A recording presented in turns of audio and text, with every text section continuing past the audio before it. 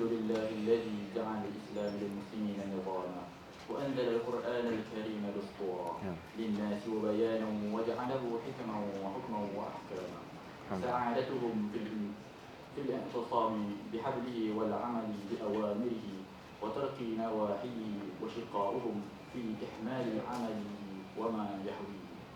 اللهم صل وسلم وبارك على سيدنا محمد وارض اللهم عن صحابته وآله الذين تمسكوا بأوامر الدين ونشروه نقيا خالصا للعالمين. Ya Allah, we gather today to express gratitude upon your greatest gift to us. In conjunction with this event, we ask for your help and guidance. Ya Allah, kindly give us strength and courage to face the struggle to find and gain knowledge. Kindly bestow blessing and physical and spiritual health, fitness of mind, peace of mind, strength of spirit. Allahumma ya hayy ya qayyum, ya dhal jalal wal ikram. Ya Allah, give strength to our teachers and our leaders to continue to serve for people, society, nation, and religion. Ya Allah, make our country as a country who got the blessing and favor, everlasting peace and prosperity of all time. ربنا آتنا في الدنيا حسنة وفي الآخرة حسنة وقنا عذاب النار وأدخلنا الجنة مع الأبرار يا عزيز يا غفار يا رب العالمين. وصلى الله على محمد وعلى آله وصحبه وسلم والحمد لله رب العالمين.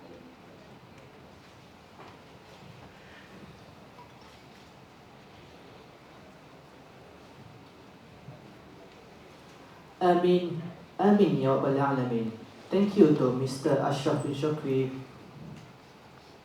Ladies and gentlemen, without further ado, I would like to invite Mr. Afil Shauki, the director of Unity Talk, Reaching to Islam, to give his welcoming remarks.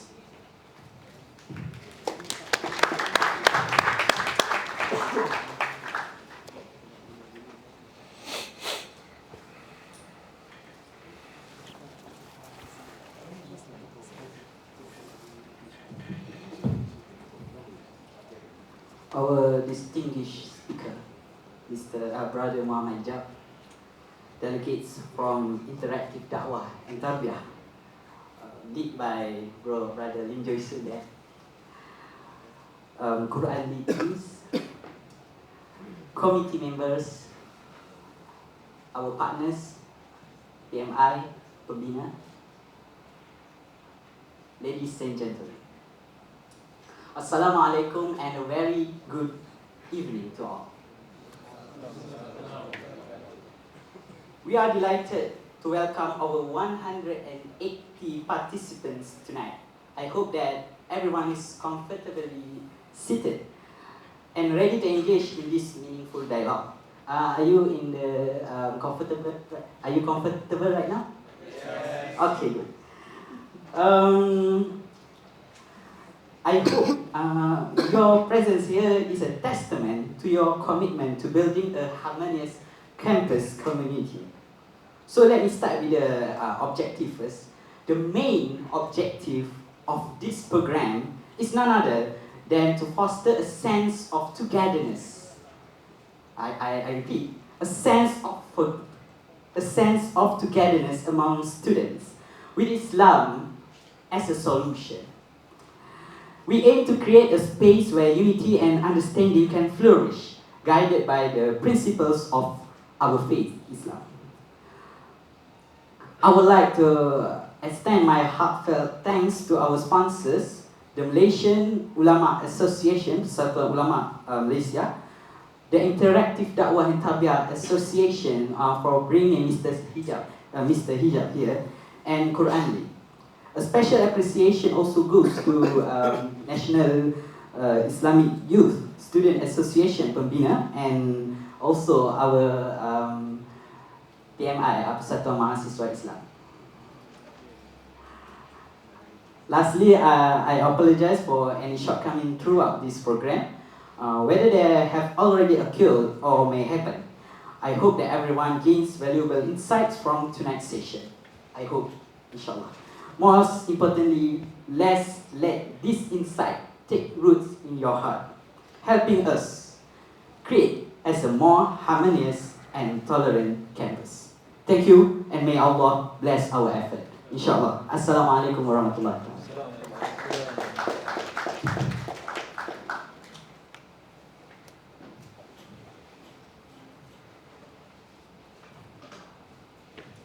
Moving on, I would like to welcome Mr. Luqman bin Hakim, President of Persatuan Mahasiswa Islam Universiti Malaya, to present his welcoming speech.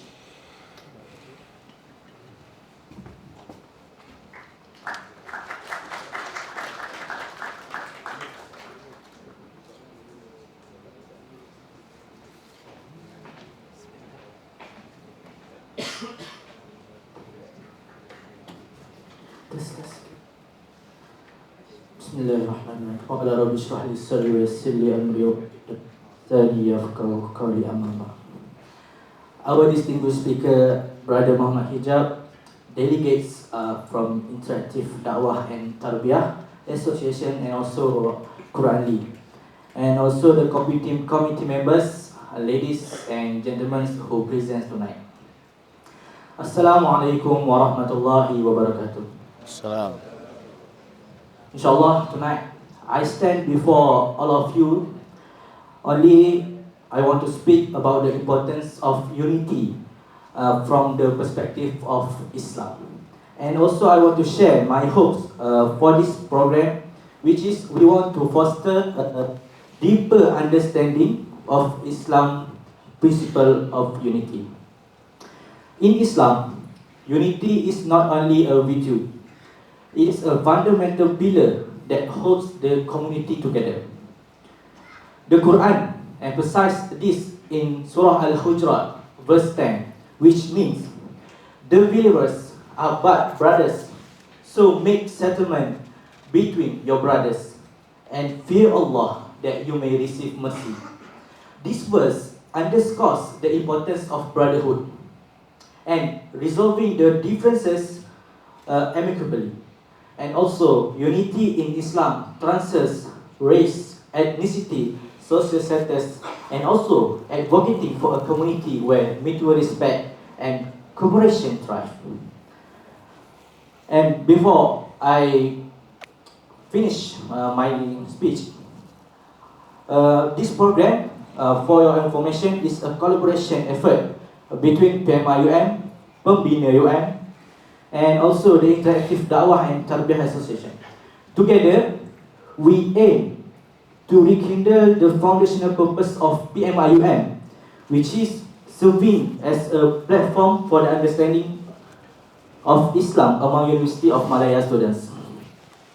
Additionally, the Unity Talk program also provides an opportunity for us, PMIUM, to engage with the international students. And also, I am very pleased to highlight that PMIUM has been a steadfast platform for Muslim students since the establishment in 1956 by Dr. Syed Naqib Alatas. And I hope that this Unity Talk receive a positive response from other student movements, serving as a call to strengthen our unity and let us work together to make our beloved varsity a beacon of intellectual and community excellence admired for its knowledge and cohesion. I think that's all from me. Wallahu a'lam. Assalamualaikum warahmatullahi wabarakatuh.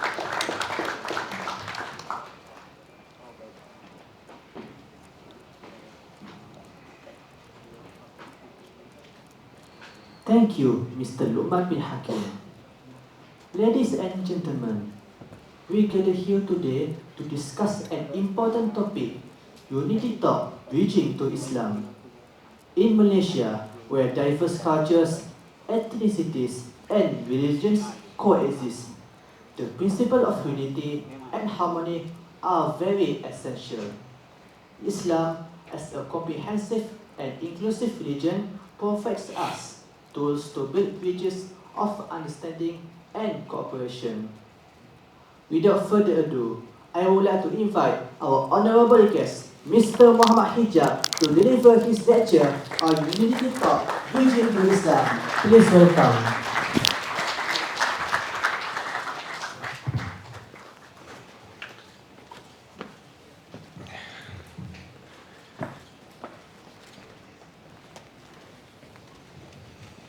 Assalamu alaikum wa rahmatullahi wa barakatuh. How are you guys doing? It's good to be here. MashaAllah, a beautiful university with exuberant and enthusiastic students. I've heard good things about the people here. And today's topic is an important one. It's one that we are in dire need of, one of unity. However, after I finish the topic, and I don't want to speak for too long, I want to open the floor for questions and answers, and I'm hoping that the majority of today's session will be in fact an interactive one where we can speak together about the important topics, and you're free to ask any question you like, whether you're Muslim or non-Muslim. If you have a question about Islam, about Muslims or anything else, you're free to do so. In Islam, unity is of different grades. The idea of unity is of different levels and grades. And that's not just in Islam. That's in human life. Human beings, as social creatures, find what you refer to as in-group, out-group dynamics. They create them for themselves. So for example, at the very simplistic level, you have a family, okay? You have, let's say, for the sake of argument, a nuclear family. Now, of course, today, in the age that we live in, a nuclear family is seen as a normative thing, which is itself under attack. I mean, especially where I'm from, living in the West, the nuclear family, the man, the woman, and the kids, this model is seen as, in many ways, outdated. There are homosexual families, or there are transgender families, and so on. But that's another discussion for another day, okay? Not getting into the complexity of that. At the very basic level, you have a family. And if I were just to say, let's do a thought experiment. And let's imagine you're a father or a mother, if you're not already one, and there are two people drowning in a sea or in a river somewhere. One of them happens to be your own son or daughter, and the other person is someone else's son or daughter. And you only have time to rescue one. Okay? You only have time to rescue one.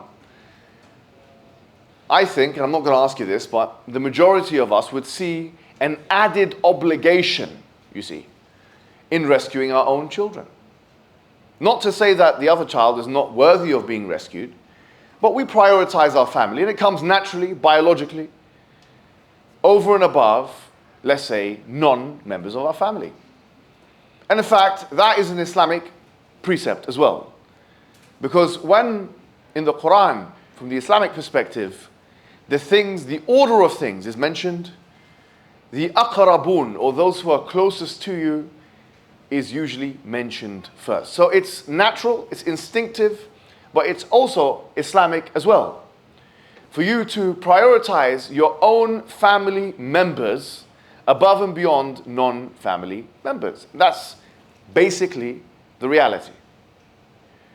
But then you say, okay, what about what comes next? Human beings throughout the ages have prioritized tribesmen and women, for example, because they're close in proximity. And in many ways, they can be an extended family sometimes to that person's family. And then you have the nation. Before we started, they done the national anthem because there's a sense of national pride. Now, obviously, that can be problematic at times when nations become fascistic. You know, and we've seen in World War I and World War II what nationalism can do. But to have a sense of patriotism for one's country or for one's province is not seen as a negative thing. And that's a natural thing because it goes by order of proximity. Then for us as Muslims, we prioritize what is referred to as al-Ummah al-Islamiyah. The Ummah al-Islamiyah actually is prioritized above and beyond any national identity. The way it should work is the Ummah Islamiyah, or the Islamic Ummah, is the most important unit, and within that unit you have the family. So the Islamic identity from the Islamic perspective is the most important identity.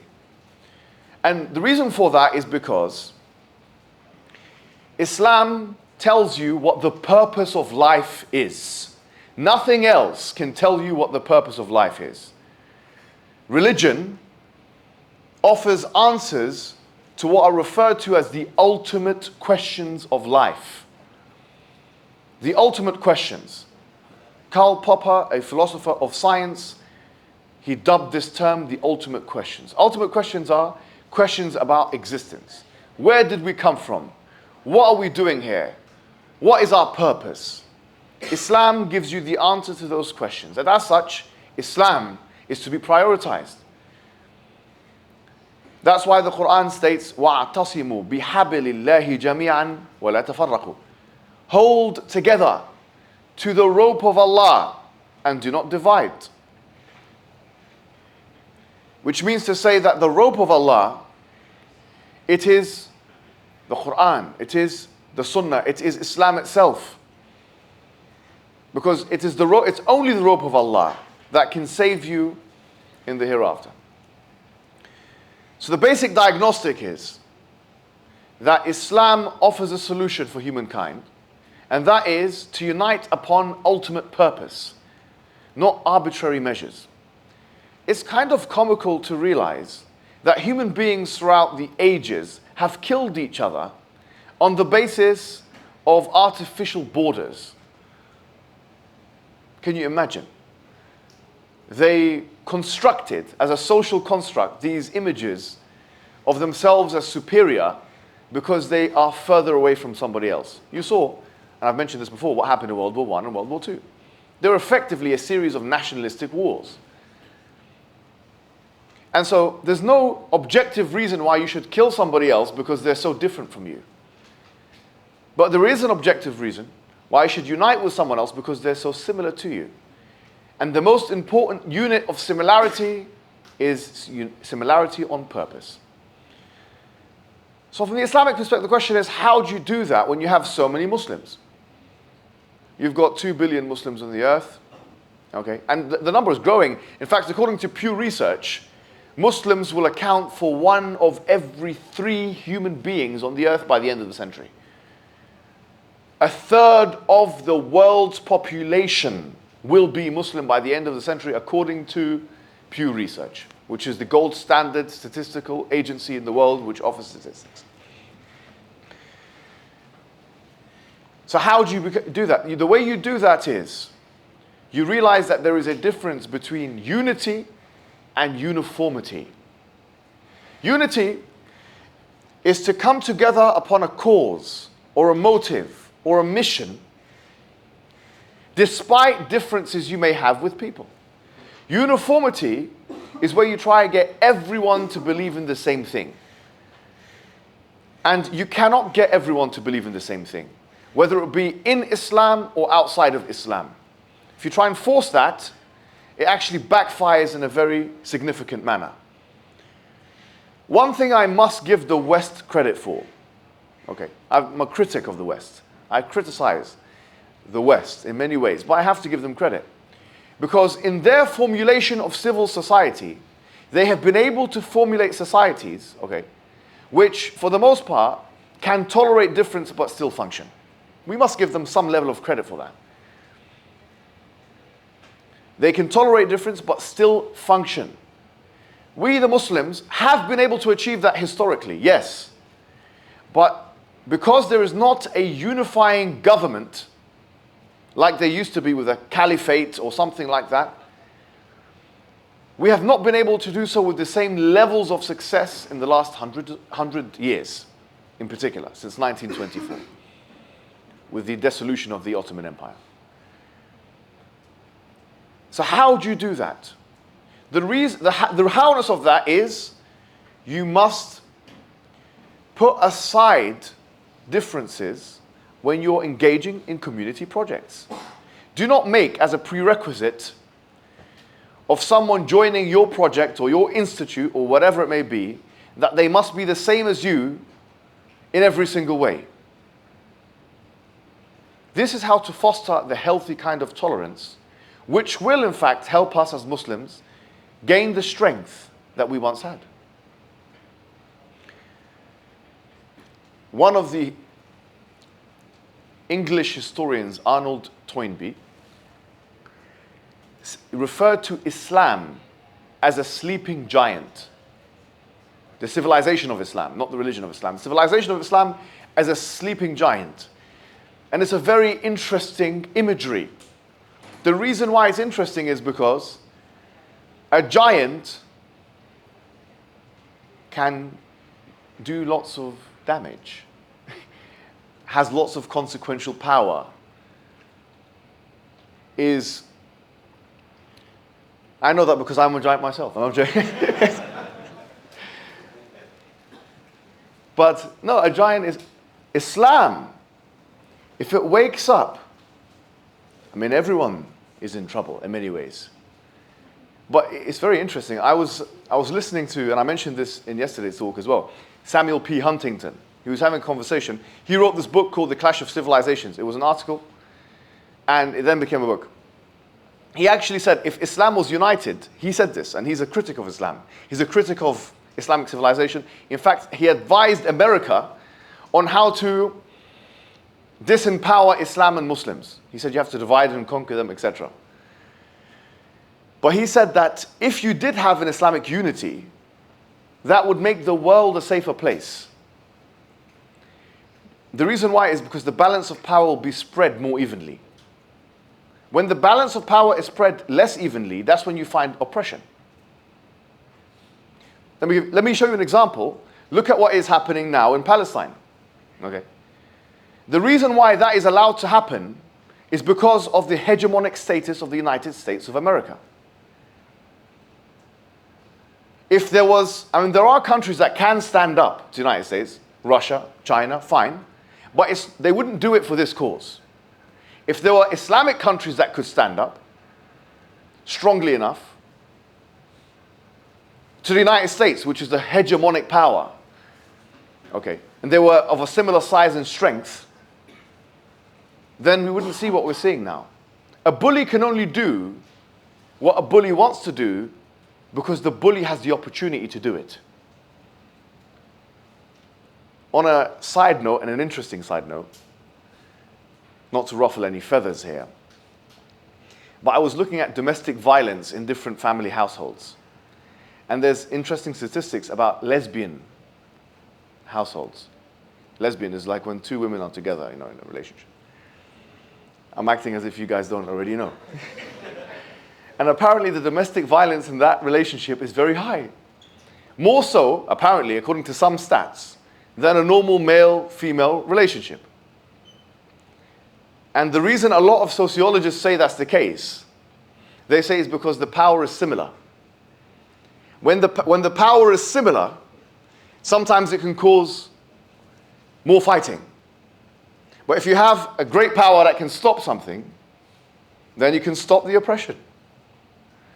That's why, sometimes you have two brothers. Maybe if you were a brother one time, you used to fight your brother all the time, but then the father comes in and says, stop. You see. Because, like, say, for example, my marriage. My wife's tried everything, but physical is not one of those things she's tried. Well, she can hurt me in other ways. She has techniques. Point being, in order to defend ourselves as Muslim people against things that we're seeing like Palestine, like Rohingya, like the Uyghur, like this, like all these things that we're seeing around the world, the best way to do so is to actually gain strength through unity. That's the best way of doing it. We can't depend upon America to do it for us. The mercy of America. United States of America doesn't act morally strategically. It doesn't act morally consistently. It only acts strategically consistently. So unity is a prerequisite for safety, actually. It's a matter of survival now that we become unified and we put differences aside. And for us to do that, we have to struggle with some of the spiritual things that we have, issues. Chief most among which are jealousy and resentment. These two emotions. And you might think, what's that got to do with anything? Jealousy causes somebody to act a certain way against somebody who may be close to them because they want to see the elimination of their blessings. Okay? And many people in the same categories will act jealous with each other. So you'll find jealousy happens, for example, between brother and brother, you see, or sister and sister. Sometimes it can be because there's one subject of attention. So the issue between mother-in-law and daughter-in-law. It's not just out of nothing that sometimes there's a bad relationship between the daughter-in-law. Sometimes there's a good relationship, but it's because of jealousy. A lot of it is because of jealousy. A lot of the crimes that happen are between people of the same race. You wonder, why is it? It's because when jealousy becomes overbearing and they're in the same category, they're doing the same things, people kill each other because of it. And we have stories in the Quran. For example, the sons of Adam, which indicate what jealousy can do. So one of the things that we must do as Muslims, if we want true unity, it's not just, okay, strategically, we have to cooperate with people who have different opinions. Yes. But we have to work spiritually as well, and psychologically, to remove the jealousy that we may have from people who are on the same mission as us. That takes psychological work, self-accountability, self-reflection. Resentment is when you start disliking someone because you feel that they've hurt you. Okay? You start to resent them. In Arabic, this is called hiqd. It's called hiqd. And the Quran states, رَبَّنَا لَا تَجْعَلْ فِي قُلُوبِنَا غِلًّا لِلَّذِينَ آمَنُوا. Oh Allah, do not put in our hearts resentment for those who believe. Resentment is not a good trait. It destroys relationships. When you dislike somebody, you start acting passive-aggressively towards them, or even aggressively towards them. You start disliking them. And that is an obstacle to community relations and relationship building. You cannot achieve unity when you have those emotions inside of you. So you have to ask yourself an honest question. I have to ask myself this question, and you have to ask yourself this question. Are you jealous of somebody? I mean, if someone, I'm not jealous of anyone. At some point in our lives, maybe we felt jealous about someone. Maybe it's your brother, maybe it's your friend, maybe it's this, maybe that. Now, what do you do about this? There are ways in which you can combat jealousy. You can remove jealousy. Number one is through gratitude. Jealousy is removed through gratitude. Because when you remember what you have, and by the way, in Western academia now, they have gratitude studies. And they show that when you do something called gratitude journaling and something like this, it increases your mood. It increases your dopamine. It does all kinds of good things for you. And that's why these self-help gurus, they actually promote gratitude journaling. So you sit down every day and you say Alhamdulillah, which means praise and thanks belong to God. And maybe you think about one thing at a time that God has given you. That will elevate your state. If you do that regularly, it's harder for you to become jealous of someone else's blessings. Imam al-Ghazali mentioned in Ihya al-Ulumuddin, one of his compendious works. In the book, he dedicates an entire book on jealousy and resentment. He says that essentially when someone is jealous of someone else, they are jealous because they are not happy with the division of God. You see, God, we believe in God, we believe in Allah, the creator of the heavens and the earth. And we believe God is the provider of al-arzaq, provisions. It's like you've gone into someone's house, you're a guest, and the host is giving you a certain amount of provisions, food, drink. Allah in our lives is giving us a certain amount of provisions, food, drink, marriages, this, that, whatever. And notice how I put an S at the end of that word. These are all arzaq, or provisions. You see. You cannot be unhappy with the provision of God. Because if you say, I wish I had what this other guy had, effectively you're protesting against the division of God. That's what you're doing. You're saying, I'm not happy with God's the way he divided things. God is, effectively, you'll say, God is wrong for this. I deserve it more than him. So at the heart of jealousy is actually ingratitude. And the only remedy of that is gratitude. So you have to sit down and enumerate the blessings of God. وَإِن تُعُدُّوا نِعْمَةَ اللَّهِ لَا تُحْصُوهَا. Allah says, and if you enumerate the blessings of God, you will not be able to count them. God has given you so many blessings. Everyone in the world has something to be grateful for. Even someone with just a heartbeat, that's something enough to be grateful for. Resentment happens when you dislike someone. And usually that takes place after you've been hurt by them. Someone hurt you, said something bad to you, hurt your fragile ego. Now you become so hateful towards them because you think you're the center of the earth. And your ego says, no, I hate this person. The way to overcome that is to become empathetic. Even Robert Greene, he's an author, has written books about how rulers and other people can gain power. He's written a book called 48 Laws of Power, and he wrote another book called Human Nature, The Art of Seduction. He's written these kinds of books. And he says that empathy can be used strategically. If you're incapable of being empathetic, it's actually unstrategic. Empathy is when you put yourself in the shoes of somebody else.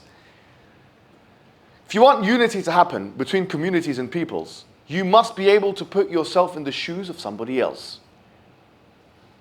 It's a disability for you not to be able to put yourself in the shoes of somebody else.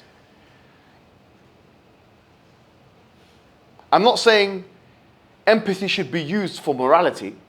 There's actually a book by Paul Bloom called Against Empathy. It's an interesting book. But he talks about why that is not a good strategy, and I refer you to that book for further information. But empathy as a psychological tactic, it demolishes resentment and hatred towards other people. So sit down and think, why is this person behaving to me like this? What is going through their mind? Try and sympathize or empathize with them, see where they're coming from. So these are what I would call the psycho-spiritual tactics to achieving unity. Because unity is not just, I'll say, strategies. It's psychological states. You need to train yourself to be magnanimous, forgiving. Even when you think you're right. You have to train yourself. Forgiveness is a very powerful and courageous thing to do. Forgiveness is emphasized very heavily in the Quran.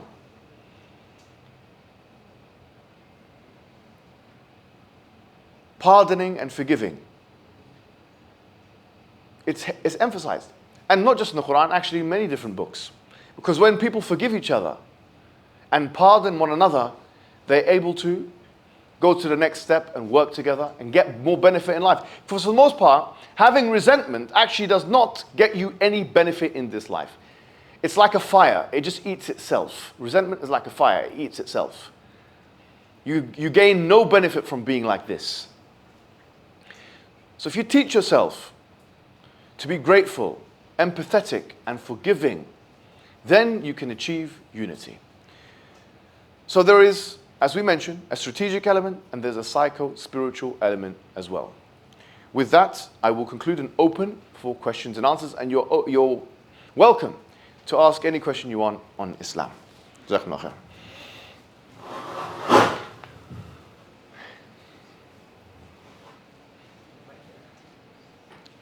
Okay, so we've got somebody here who wants to ask a question.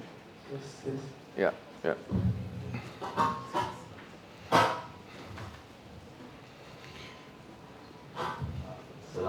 Salam. How are you? Good to see you. I don't specifically have a question, but specifically a question based on a small story and answer. Okay. Regarding the speech you gave Yes. for everyone to listen to, right? So basically, I believe 3 days ago, I was kind of stranded on the highway, right? My car shut down a fuel, my money was at home. It was a very long, basic story. Yeah. But point is, I was thinking about it because it was raining like crazy that day. Yeah. I was somewhere out of between Hijab, which is like stuck, right? Yeah. Stranded. I would I would go on this training to asking for help left and right Yeah. for 1 hour before from 5 a.m. to 6 a.m. Just stand in the highway. No one even stopped, right? Yeah. So at some point I just gave up and slept in the car. I mean, I was thinking, what should I do? I got a final at 10 a.m. Yeah. What am I supposed to do? I just slept. Right? I slept, it's the soul itself. I slept, woke up at 9:30, still in the same exact place. Yeah. Actually, yeah. It was crazy on the Wow. highway. Upon waking up, you know, I just got anxious because I need to make time for my final. So I just literally acted up and was able to manage myself all the way to get this situation, right? Yeah. So upon my way back, I was thinking of like a lot of stuff. Yeah. Especially, you know, this is actually a specific event, sir, woke me up kind of to the judgment actually. Okay. So that it might sound weird, but Yeah. it is. Because that day I was like, if I'm not as a person supposed to be, if I'm a person, I won't believe in the day of judgment. For example, I can do everything. I can do every single thing possibly, like harming people, not helping anyone, whatever it is that regarding oppressing others. Yeah. I can do it, and the only thing stopping me from actually being judged in this life, for example, at court somewhere, is death, right? I can just kill myself and done, right? So upon this, I started thinking of it, and it really waked me up. This specific exact event, you know. And the first verse that kept on ringing in my head was a small verse actually. Yeah. In Surah Duha, you know, وَأَمَّا السَّائِلَ وَلَا تَنْهَرْ. Yeah. And the beggar don't buzz. And here, I'm not talking about the beggar who asks for money, actually. I'm thinking of the beggar of anyone who asks for help. Yeah, I'm thinking, it's like, I'm not sure if it's the exact meaning, but I'd love to think of it this way. It helps me think furthermore. Yeah. So I thought of it, and it kept actually ringing on my way back and all the way to campus. Because if, for example, I won't, for example, help nobody, right, for example, then what's the point of me, as you said, providing unity for everyone else? Because if we don't help out each other, then we're not united. And if we're not united, then what's the point of us living, for example, right? Yeah. Upon this, I started even thinking of it more, and it made me also wake up, like, it made more sense to me that us as humans, waking up after death and being judged makes more sense to me that we won't even wake up in the first place and just remain there. Because if we can get away with everything, not helping, not doing anything, not doing anything specifically for God or for others' help or like oppressing, killing, any type of negative impact to society in general, really is senseless and baseless at that time. It doesn't make sense to me anymore.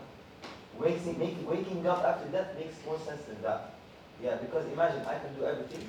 I'm dead. All right, that's it. You know, I won't get to stand in front of court in this life, for example. I can kill everything. Right, I'm done. You know, I just can die. Yeah. Right? It makes sense. No, you make a good point. No, thank you for the contribution. I think it's an interesting thing you said. Yeah, thank you. So I just want to share this with you. Thank you for sharing it. No, it's a good point. Yeah. Good point. All right, thank you so much. Let's get someone else. Yes, good. Thank you, brother. Yeah, anybody else? Yes. Salam. Jazak. It's very impressive to see you. After watching YouTube personally. Yes. So hopefully we all meet. How about meeting Prophet Muhammad sallallahu alaihi wasallam? Yeah. Meeting Allah subhanahu wa ta'ala, Inshallah. So right to the question, you mentioned about unity, I believe within the Ummah, and how to remove jealousy and the negative emotions and feelings which prevent us from being united. Yeah. As well as the unity within our personal lives, where we feel jealousy of like our friends or community members. So my question is, what is the borderline of people you can unite with? Like for example, what is the limitation that you can? Once this thing happens, you say to yourself, okay, that's it. I cannot maintain this unity with that other part of the ummah. I'm talking like externally as a ummah. You know, we have a lot of labels now and a lot of separations. I'm sure you're aware of it. Like, whatever we can mention groups like Wahhabi Wahhabist or Salafist or Mhm. Sufism or like others, of course. Yeah. And the same question to our personal lives, like when do I know that this person or this party I should stop being in a relationship with when it becomes toxic, for example?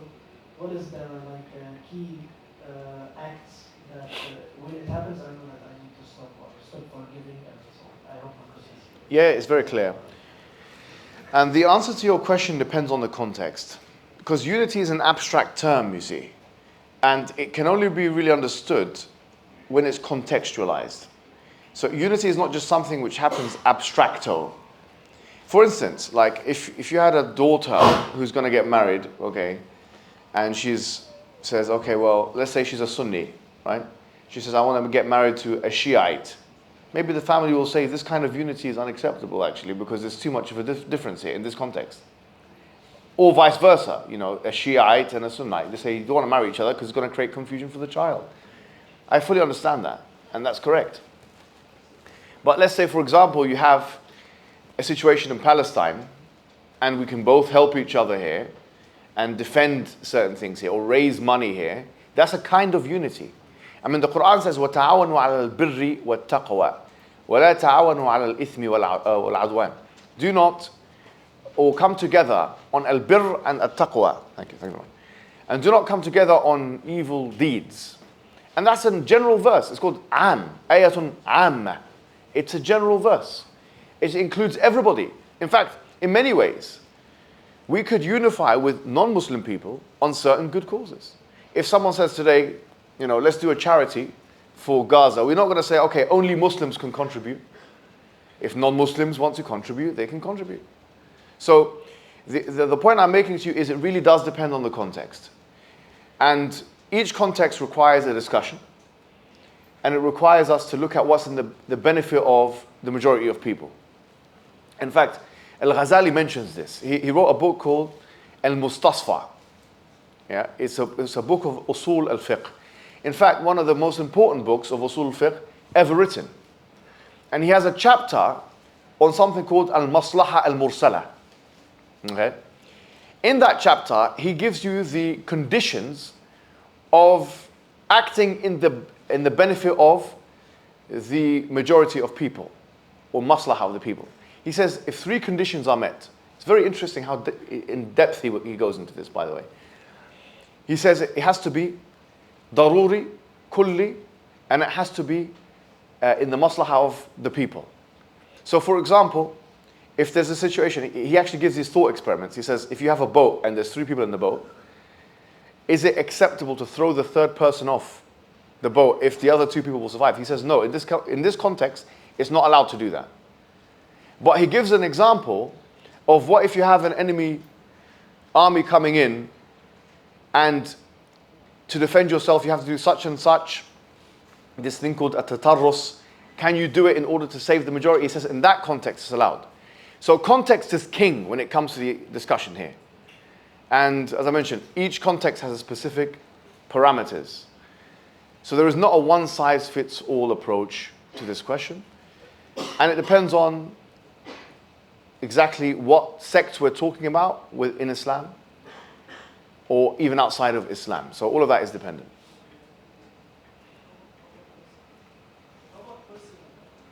Yeah, sorry? How about the personal life? Yeah, so I gave the example of marriage. That's kind of like a personal thing, right? Like, for example, business, okay? Business, you're unifying on a project. Can you have a sharik, someone who is a business partner, who's a non-Muslim? Yes, you can. For example, that's a kind of unity, right? What I'm saying is it really does depend on what we're talking about, personal or communal. Yeah. So thank you for the intellectual sharing, very insightful. Thank you very I much. have 2 questions. The first one is, what is the philosophical difference between the Islamic understanding of gratitude and shukr versus the more Western liberal? Because when we study gratitude, we learn it in English, Yes. but I don't think we really understand what shukr means. My second question was, Muslims in the West, they use the Abyssinian Muslims from the Syria as a kind of like a role model. living as a Which Muslim, sorry? Abyssinian from the Abyssinian. Muslim, Oh, okay. Yeah, yeah. as kind of like a role model minority living in a foreign, non-Muslim land. Mm. However, I feel like those non-Muslims, the Sahabis, they came back eventually to the Muslim lands. So do you think that Muslims living in the West should try to come back and support the local economies to kind of reduce the brain drain that we are having over here, if that makes sense? Yeah. Okay. So the first question was, just remind me of the first question. The first question was the philosophical difference between the Islamic understanding of shukr and Okay, how yeah. we practice it. It's I actually watched a video on his channel. I think it's called Kierkegaard or something like that. It's a German channel, and it's very interesting. They have these very expensive animations that they bring out. I'm not sure if you've seen it. Some of you are nodding. It's about gratitude. There was one specific episode they done all about gratitude, and in the description box, they put all of these studies, Western studies of gratitude journaling and on the effects of gratitude journaling. And they were basically making the case, and these are secular atheists, but they were making the case that gratitude increases your mood, it makes you happier, it's the key to life. They were saying this. And as they were saying this, there was a key ingredient that was missing. It is kind of unusual, to say the least, to say that your gratitude without naming the subject of gratitude. Like, for example, if one of my friends took me, gave me a lift to the university, to this university, like one of my friends did give me a lift, and at the end of it I say thank you. I'm saying it to my friend who gave me a lift to the university.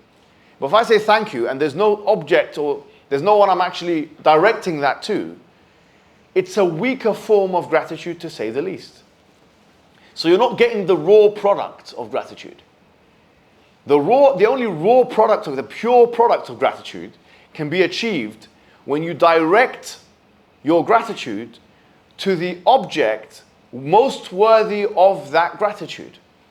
Now, in our tradition as Muslims, we have a hadith that says, "Men lam yashkur nas lam yashkur Allah." Whoever does not thank the people does not thank God. So there is a form of being grateful to people in your life. If someone is doing good to you, find them as a mother, father. It's healthy for you to say, you know what? You've done so much good for me. I just want to say thank you for everything good that you've done for me.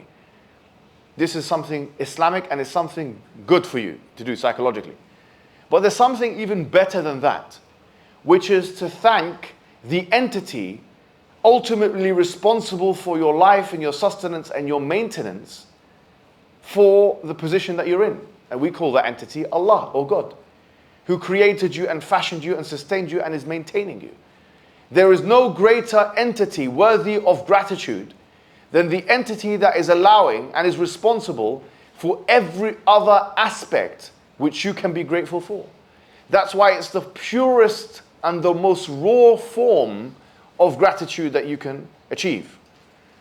And it's very interesting because there's only one study that I've come across that mentions Islamic or Muslim people in general in the vis-a-vis quality of life or satisfaction of life. And it is one study that was conducted, I think, in the University of Mannheim or one of these German universities in 2019. And I remember one of the people of the study, her name was Laura Tobin. And I think the name of the study was Life Satisfaction Among Different Groups or something like this. And she actually concluded, or they concluded, because it was a conglomerate of scholars, that people with the highest quality of life, according to them, were Muslim people. Now you might say that's contradictory to what we understand of the Happy Index, or the Human Development Index, or these economic indicators.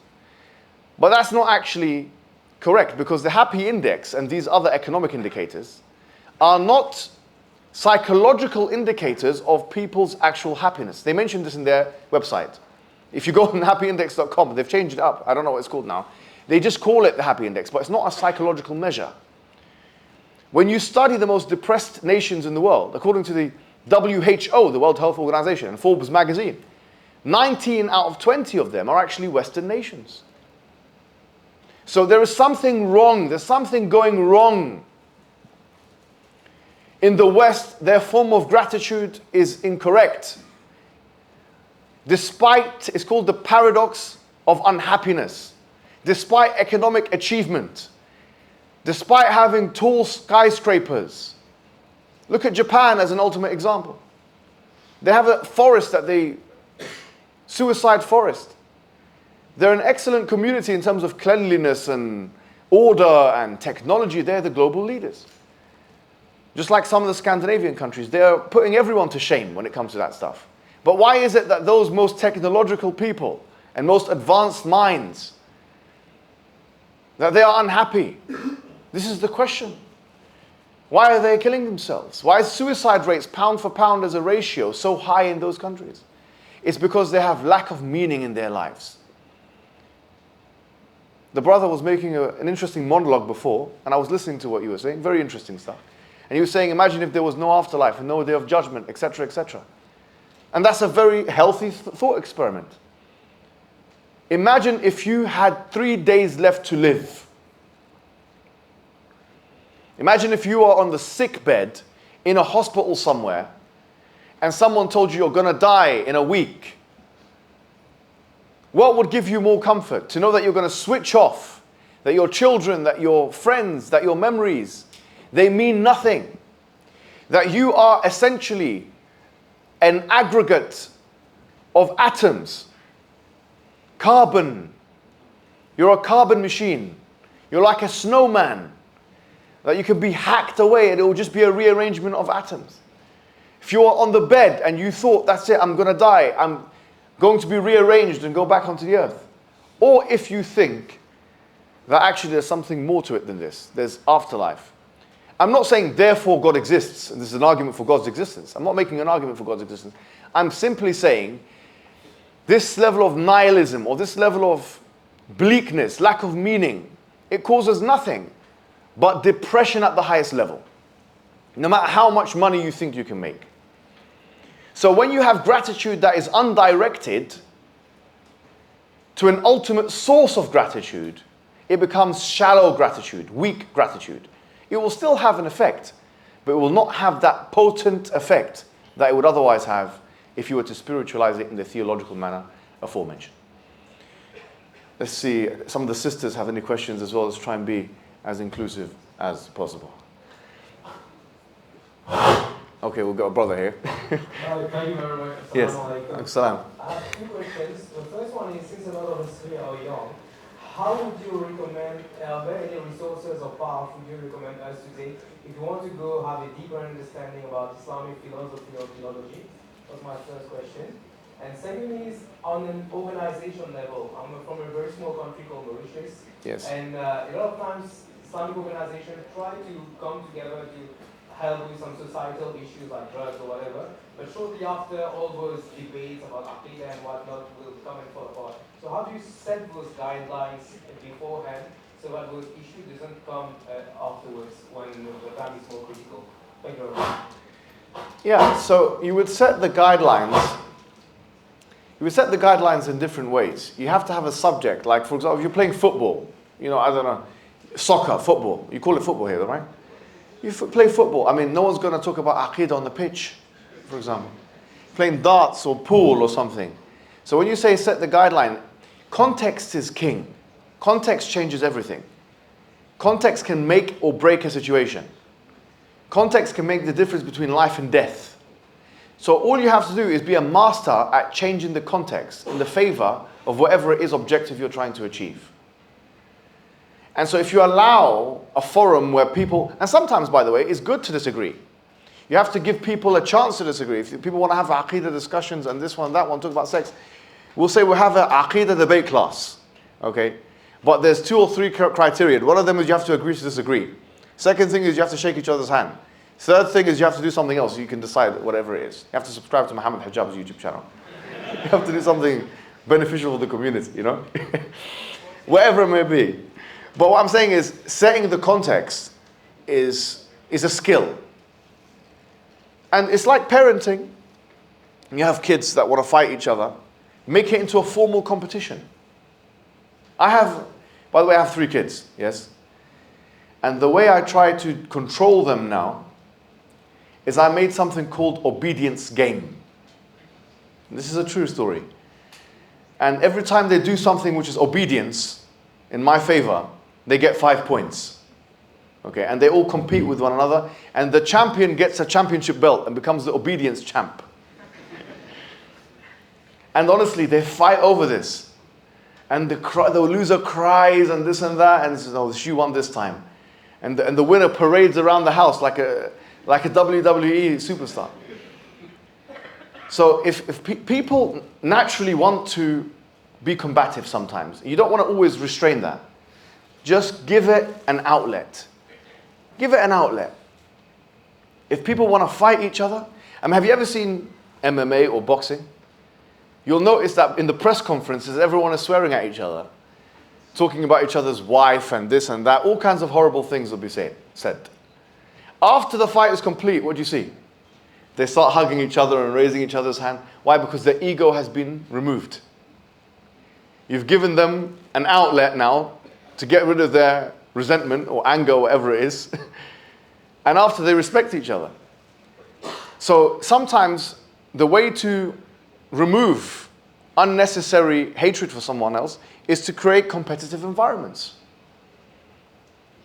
Sometimes it's to try and circumnavigate it some other way. So that's what I would do. And Allah knows best. Let's see if there's any sisters that have any questions. We'll prioritize you because we want to. Any women? Huh? Yeah.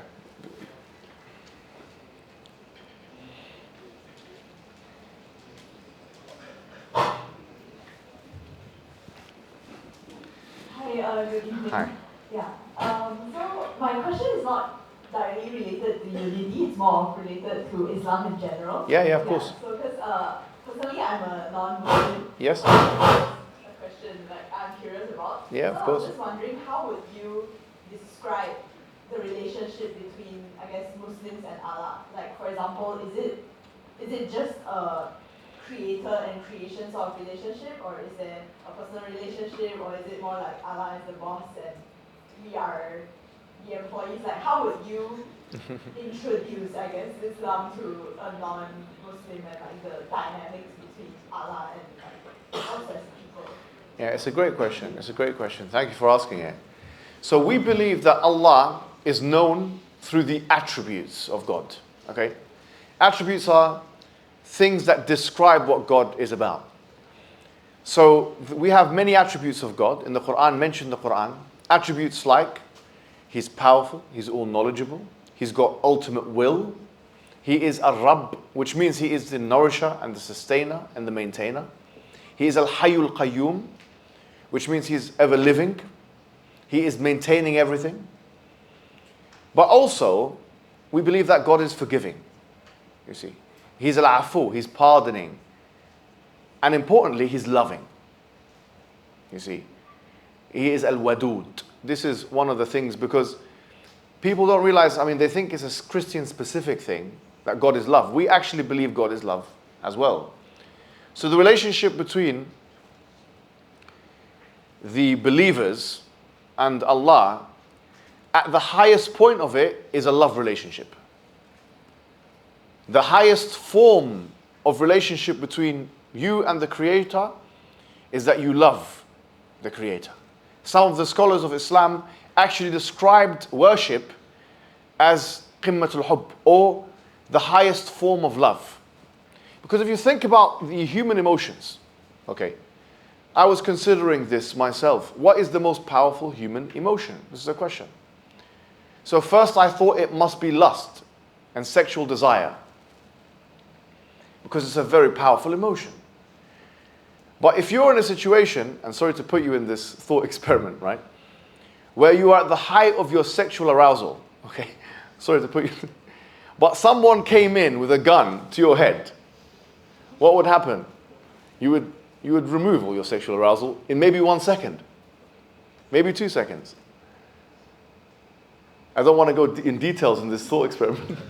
But you imagine if, you're very aroused and someone comes and pulls out a gun. So then fear is more powerful than lust. And fear is more powerful than anger in many cases. Imagine someone, let me put you in another situation, less explicit, okay? You're walking in the street and someone barges you like this. Maybe you look at them and get a bit angry, right? You get angry, they pull out a gun. How do you feel now? You feel fearful again.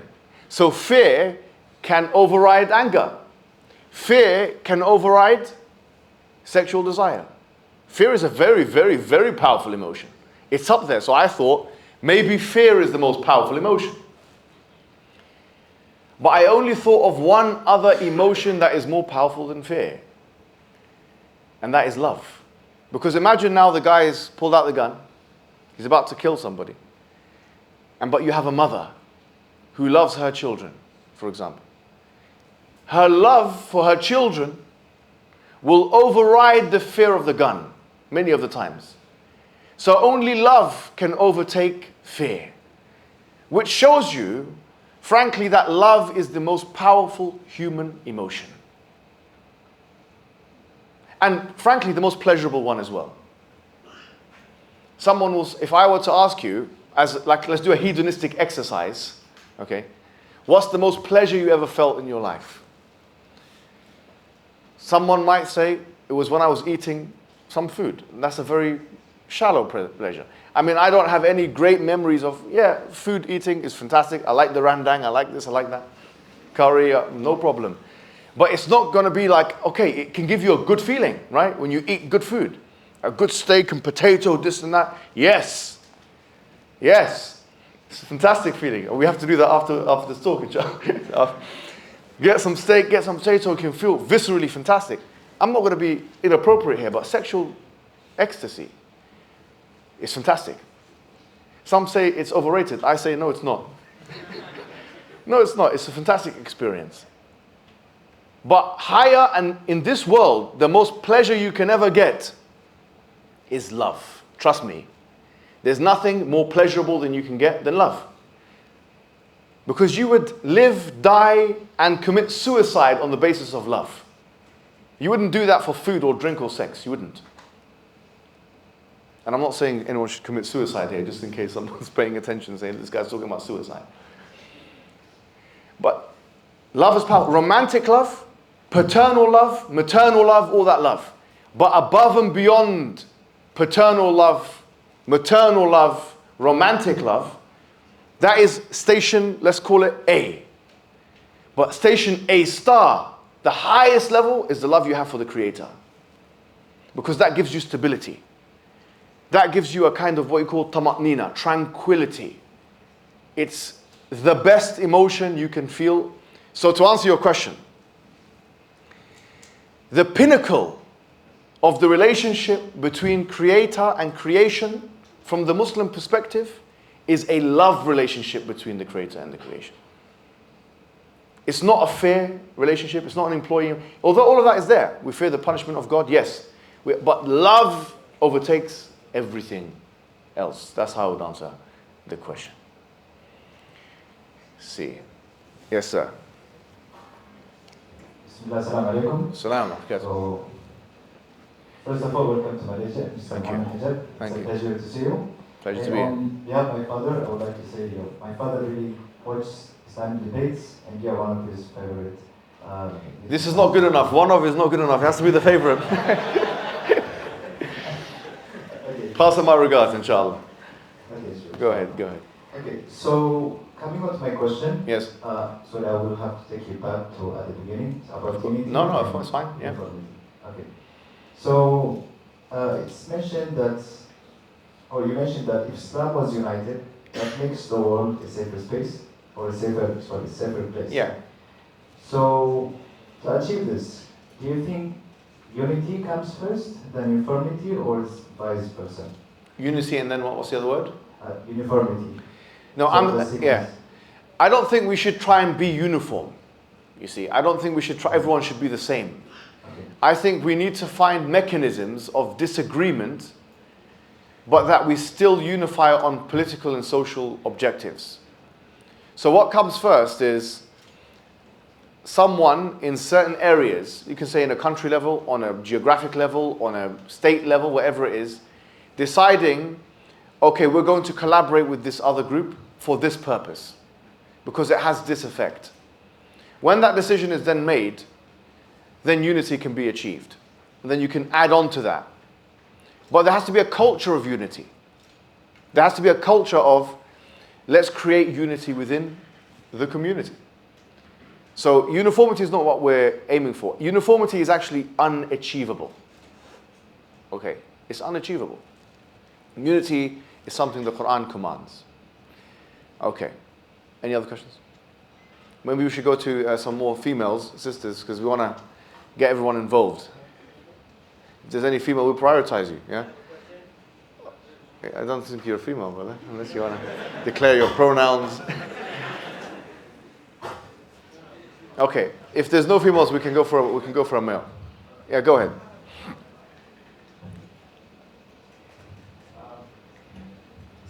Salam. First of all, I want to apologize for my English. I'm not really ready. No problem. So, growing up in Malaysia, a few years back, we had like a situation among Malaysians. Yeah. Yeah. As you know, Malaysia is a multiracial country. Yeah. And multi-religion as well. Yes, it is. So, back then there's like a movement. Yeah. From Malays or Muslims here in Malaysia. Yeah. Asking for us Muslims to buy only Muslim first. Okay. Prioritize only Muslim first. I don't want to create any political issue here. I just want to ask, as someone who lives in the West, what do you think about this? Because it's not just like give a bad image to us Muslims, it's also like create separation between us. Yeah, okay. Let me tell you what I think, okay? I live in the West. We have a right-wing movement. It's ultra right-wing move, far right. We call them far right. Now these are, for the most part, like usually white guys, men, usually it's men, but you can have women as well, who don't like the existence, who are not happy with the existence of ethnic and religious minorities in the West. And they are growing in number, okay? And I have unfortunately clashed with them many times. You see, these people, sometimes they ask for deportation. They'll say, we want you to come out of the country. Sometimes they'll ask for stopping immigration. Sometimes they'll ask for this, that, or the other. I asked around, and maybe I'm wrong, but maybe you guys are here, you can correct me, if there exists an equivalent movement here in Malaysia, where there is, a right-wing Malay movement that are telling all of the, say Chinese or the Indians or the other minorities to leave the country. And what I was told is that that doesn't actually exist. Am I right? It doesn't exist in the same way as the far-right movement exists. Yes? In the West, you would agree with this. So isn't it interesting that those far-right figures in the Western world attack Islam on the basis of alleged intolerance when they themselves are being intolerant in a way that a Muslim majority country like Malaysia, because it's still a Muslim majority country, isn't doing? Because I think it's something to be proud of as Malaysians, to be honest, that you do have these other minorities in the country, and that they're allowed to be proud to be actually Malaysian and Chinese, or Malaysian and Indian at the same time. They can practice their religion, you see. That's something to be proud of, and that you don't have these extremist elements that exist in the West. And that is something unexpected, especially to the Western mind. Because they always say, this is something I've seen and read a lot of the time, if it was a Muslim majority country, this wouldn't be allowed. If it was a Muslim majority country, that wouldn't be allowed. But Malaysia is the ultimate example of the contrary of that. Because you have non-Muslim minorities who are living and prospering from the country. I've heard, for example, the Chinese community are doing very well economically, which is a great thing. Which is a great thing. No, honestly, it's a great thing. And they like to be in this. No one's leaving. No one's leaving. It's a Muslim majority country, and they're happy to be Malay and Chinese at the same time. Or Malay, I don't know how the politically correct terms to use here, so forgive me if I'm saying this wrong. And Indian at the same time, or whatever it may be. Like, they have dual heritage, or they consider themselves Malaysian. But this is a good thing. It shows you that the image they have of Muslim majority countries is a false image. To your question of Muslim first and all this kind of thing. Look, in Islam, it doesn't matter whether or not you buy or sell from a Christian or a Muslim or a Jew. I'm being honest with you, right? It doesn't really matter. The Prophet ﷺ the Prophet Muhammad bought from Jews. He sold from Jews. He bought from Christians. He sold from Christians. There's no issue with it whatsoever. if someone, for whatever reason, decides that they want to support their Muslim brother first or whatever, I'm not saying they're wrong for doing this. But they cannot say that other Muslims who decide to do business with non-Muslims are wrong either, because it's not wrong. Do you see the point? So if they want to do that, they can do that. It's their prerogative. That's no problem. You can give, if you want to give your money to only Muslim businesses, this is fine. You can do this. But you cannot say to other Muslims who are giving their money to Chinese guy or to Indian guy who's not a Muslim or whatever it may be, that he's wrong. Because that's fine. It's his business to do that or not to do that. And there's nothing haram about that in the religion of Islam. So that's how I would answer the question. If that makes sense. Yes. Anything from the sisters? Yeah. No, it's up to you. I mean, I'm just trying to be as inclusive as possible. Assalamu alaikum, Brother Hijab. Salam. Yeah, I would like to say thank you very much for your work. And, Thank you. Sapiens Institute. And thank you for coming to Malaysia. No, it's fine. Thank you very much for having me. Yeah, so the next time you come to Malaysia, perhaps you could invite your friends like Ali Dawah or Abdullah Al-Yusuf. You will welcome them with open arms. Okay, no problem. So, and Hamza, yes. Hamza has been here. I've been to his talks. Yes, he's always here, Hamza. Yeah, he's always here. Yes. So my question is... he needs to get a Malay citizenship as well. We might need it. If the right wing have their way, we might have to come here and stay in Malaysia. Just like Zakir Naik did it. We might need to seek asylum here in Malaysia. Go ahead, brother. Alright, Brother Hijab. Earlier you mentioned a lot about having empathy and abolishing this feeling of resentment towards others. Yes. So this begs the question, how do we have empathy towards Zionists, towards the IDF? Yes. Yeah, that's just my question. You can have empathy towards the devil himself. No, empathy, it doesn't mean you agree with the person. It just means you're putting yourself in their shoes. Now, you can put yourself in their shoes and still disagree with them, by the way. Do you see what I mean?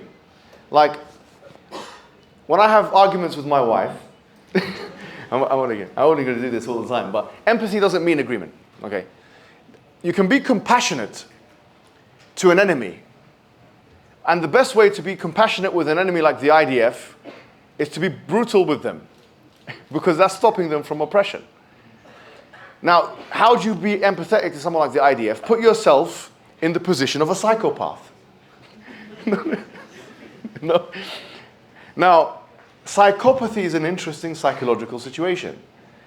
According to psychologists, 1% of the population is a psychopath. But it's interesting that you can train yourself to be a psychopath.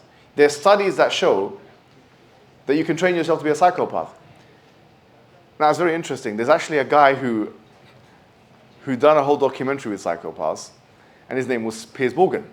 He has a whole documentary with psychopaths. I'm surprised he didn't interview himself. No, but it's interesting, because when he's having these interviews, I'm not sure if you've seen it, he goes to prisons, yes, and he's speaking to these psychopaths. Do you know when someone says, I don't care what people think? You know, there's this thing, I don't care what people think. Everyone cares what we think. This is how we are. So, except for psychopaths.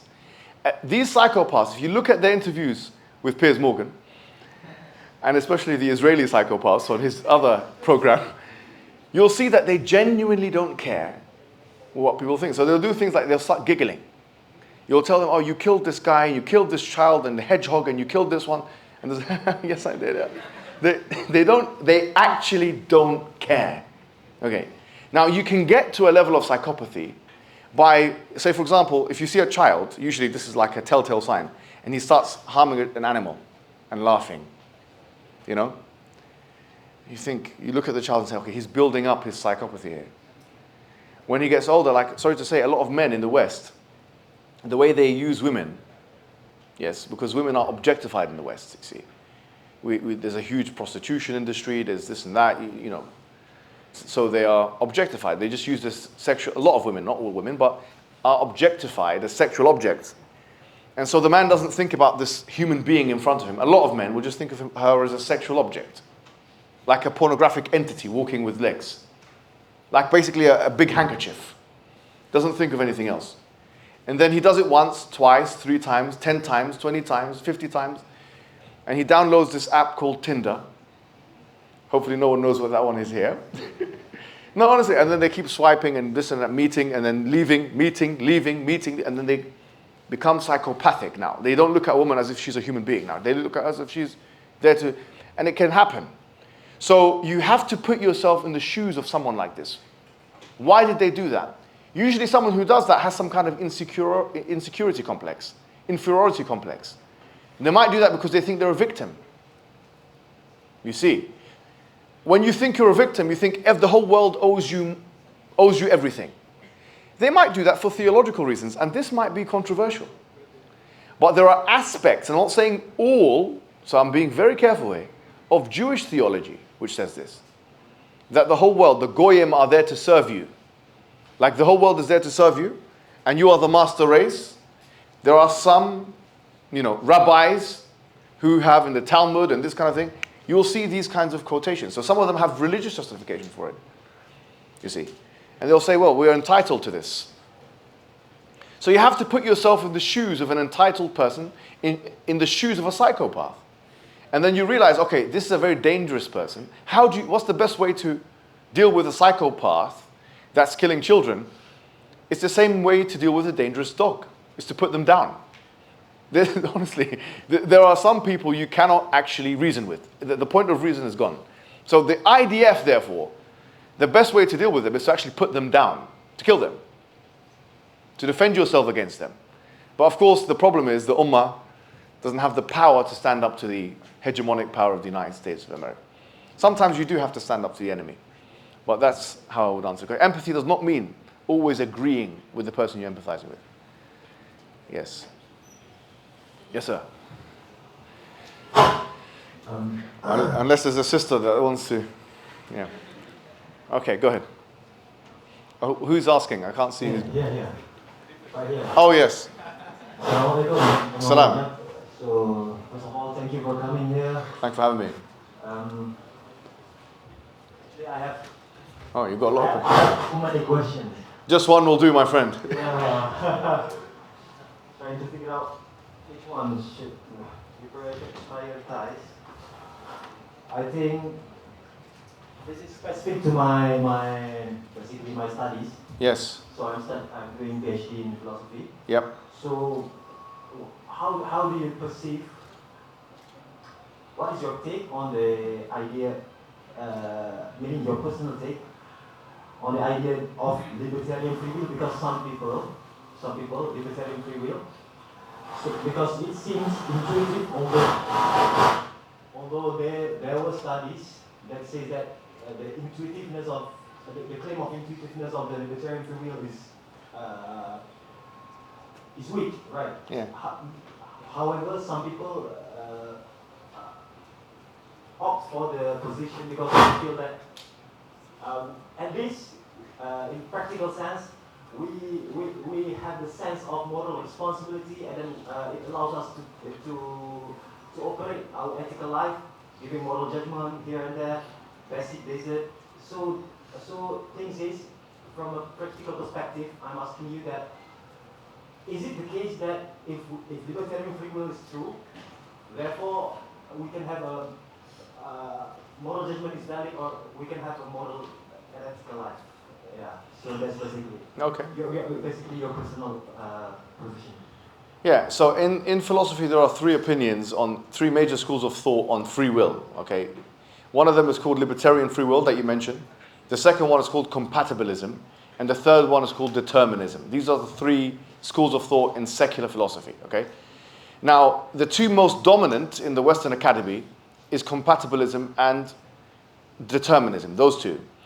The problem with libertarian free will is that it's not just making an argument that human beings have free will. Compatibilists also agree that human beings have free will.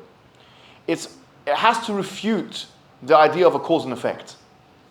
Because for libertarian free will to hold true in an absolute sense, the cause-effect relationship would have to not be true. Because how does a determinist prove that things are happening deterministically? They say there's an uninterrupted causal chain. So for someone to be a truly libertarian free will advocate, they have to first refute the cause and effect chain. That's why a lot of them use quantum mechanics, for example, to do so. They say, well, this is the quantum fluctuation and this and that and whatever. Unfortunately, it's very difficult to refute something like the chain of cause and effect, and therefore not many philosophers adopt this view. In terms of moral reasoning, you can still have the idea of being a moral actor if you believe in a combination of libertarian, or not libertarian field, but free will and a kind of determinism. And this is called the compatibilist position. But because this is very technical, what I'm going to do is I'm going to refer you to something I've written on the Sapiens Institute. It's called Free Will and Determinism, because there's a question that many people ask. If God has determined everything, then how do we have free will?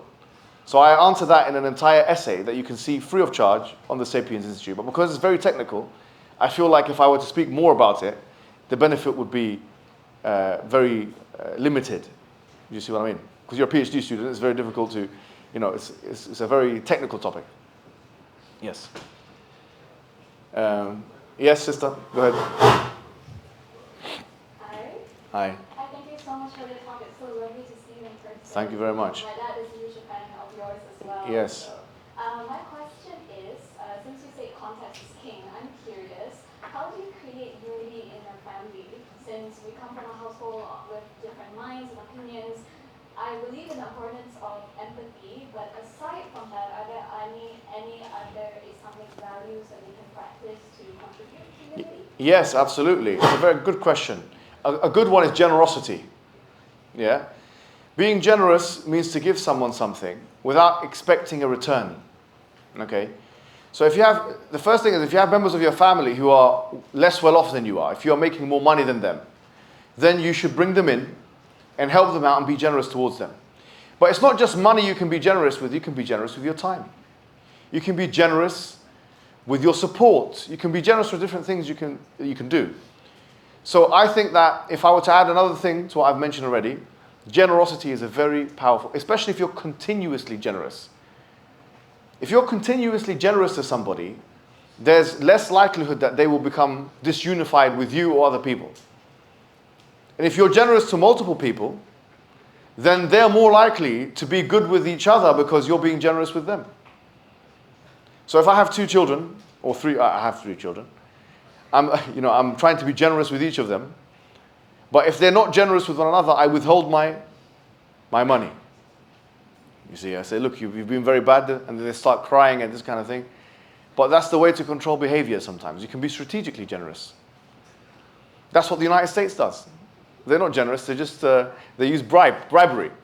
And there's a fine line between bribery and generosity, so just be aware of that. But generosity is one of the other ways you can do that. Any other questions? There's a man at the back. Yes? But we need to wrap up. Yeah? for a session for Quran. Quran? Okay, we have one more question, we do it, yeah? Okay, we have the man at the back there with, his hand up. Last question, and then he's going to do some Quran.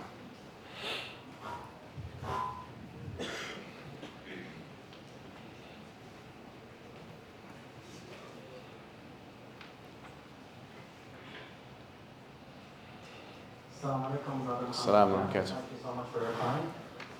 My question is, how can we navigate through the theological differences among Muslims and also Muslims and non-Muslims while maintaining the sense of unity? For example, I know you maybe addressed different angles of this issue, but for example, when it comes to Palestine, both Sunni and Shia are united in this matter, but where do we put the limit? And the other question is quite personal. You have spoken about encountering some challenges on your faith journey. If you can elaborate on how you overcome these challenges, and if you have any advice for young Muslims who might be in doubt, or for non-Muslims who are thinking of converting to Islam but they're still in doubt. Thank you so much. So on the first issue, there's 2 premises. It's a very interesting saying. One of them is, do not interrupt your enemy when they're making a mistake. Okay, that's one thing people say. But it's also the case that do not interrupt your enemy when they're helping you out. They're doing something to help you out. Now, Iran, for example, is a tricky topic because people look at Iran and they have all kinds of things to say. And I have many things to say about Iran and, you know, the government and the practices and all that kind of thing. But if they're taking a better stance than the majority of other neighboring nations, I'm not going to say, okay, listen, you are Shiite, please stop helping.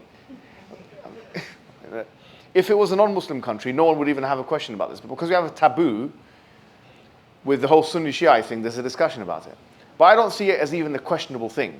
Okay, if someone is helping, anything is allowed now in terms of help because these guys are being killed en masse. Of course, you could argue Iran is being performative and playing its own game and having its own geopolitical thing and all those things. You can make the argument, and I'm sympathetic to those arguments. However, for me, I don't care because eventually or essentially, you know, I just want to see the suffering of the Palestinian people go down. You see. And if Iran's going to throw some drones and stuff that's going to make the Israelis scared, then the more the merrier. In fact, maybe they should strike them harder, really. So I haven't got an issue with this. That's one thing. So in terms of accepting help, look, ad-darurat tubiha al-mahdhurat. It's a very clear usul principle anyway. You know, you can't blame people that are being massacred and stuff like that from accepting help from people from different sects. I consider that to be actually quite ridiculous. It's actually childish. It's a childish thing to say. But at the same time, it doesn't mean we're going to agree with them on the, on the issues where we disagree. We're going to disagree on certain issues. That's fine. So that's the first thing. In terms of the second thing that you said about the faith journey and that thing, look, everybody looks for the truth. Or at least everyone should try and look for the truth. And I think the pursuit of truth is more important than the pursuit of happiness. In America, there's actually a film that they produced called The Pursuit of Happiness. It's ironic because happiness is one of those things, when you try and pursue it, you usually fail in pursuing it. Happiness is a byproduct of purpose. It's not something you try and seek in its own right. So the point I'm making is the essential question that you have to ask yourself is, what is the purpose of life? Why am I here? And if you say, okay, it's to worship God, is to submit to the creator of all that exists, then the next question is, how do you do so most effectively? That's where you have the difference of opinion and different religions and different sects. But I don't think religion is meant to be that complicated. It's not meant to be some kind of very complicated exam that if you get the answers wrong, that you're going to hell and you're going to be burning in hellfire forever. I genuinely think that if someone is sincere and they ask God in His oneness to guide them, that they will be guided by God. That's what I believe. And Allah mentions that in the Quran. He says, Inna alayna lal huda. Upon us is guidance. Allah mentions in the Quran, فَإِذَا سَأَلَكَ عِبَادِي عَنِّي فَإِنِّي قَرِيبٌ أُجِيبُ دَعْوَةَ الدَّاعِي إِذَا دَعَانِ. That if my slave asks me about me, I am near. I answer the call of the caller when he calls. So this is an open thing for all of humanity. Islam is not an exclusivist religion to a specific tribe or a specific race or a specific ethnicity. Islam is an international religion for all people from all walks of life. So long as you're a human being, you qualify to be a Muslim. You're invited to be a Muslim. You're welcomed to be a Muslim. You'll be equal to other Muslims. You will not be lesser than other Muslims. That's how it should be. Allah says in the Quran, يَا أَيُّهَا النَّاسِ إِنَّا خَلَقَنَاكُم مِّن ذَكَرٍ وَأُنثَى وَجَعَلْنَاكُمْ شُعُوبًا وَقَبَائِلَ لِتَعَارَفُوا إِنَّ أَكْرَمَكُمْ عِندَ اللَّهِ أَتْقَاكُمْ. O humankind, we have created you from a man and a woman, and we've made you into tribes and nations so that you may get to know one another. That the best of you are those who are most pious. And the Prophet told us there is no virtue of a white man over a black man or an Arab over a non-Arab, that the best of you are those who are best in piety. So to answer your question, if you're sincere and you ask Allah to help you and guide you, you'll be guided. And there is a dua that the Prophet Muhammad used to make, which is, Allahumma arina al-haqqa haqqan warzuqna ittiba'ah. That, oh Allah, show us the truth for what it is and give us or provide for us to follow that truth. And I think that's the best place to end this talk. Jazakumullahu khairan to everyone, and assalamu alaikum wa rahmatullahi wa barakatuh.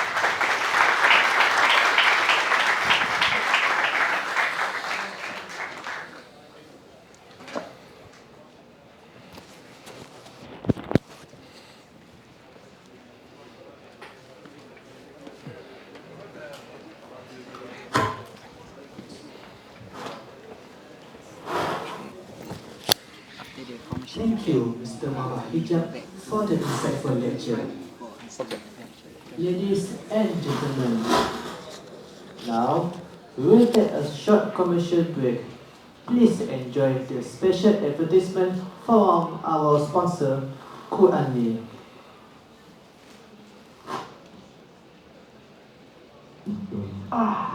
Why don't we push each other to read the Quran? Quran is the only Quran app in the world that allows you to add friends and family. Every time they read, it notifies you. Every time you read Quran, it notifies them. It pushes each of you to read the Quran. The Prophet told us to compete in good deeds. Download Quran, try it free for 7 days, and change your life with the words of Allah.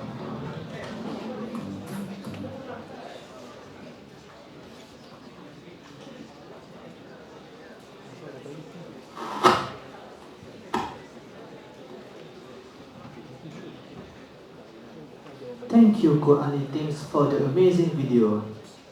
Ladies and gentlemen, let us give Brother Hijab to answer the questions from audience and conclude again our discussion.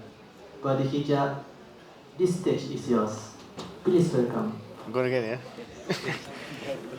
Yeah.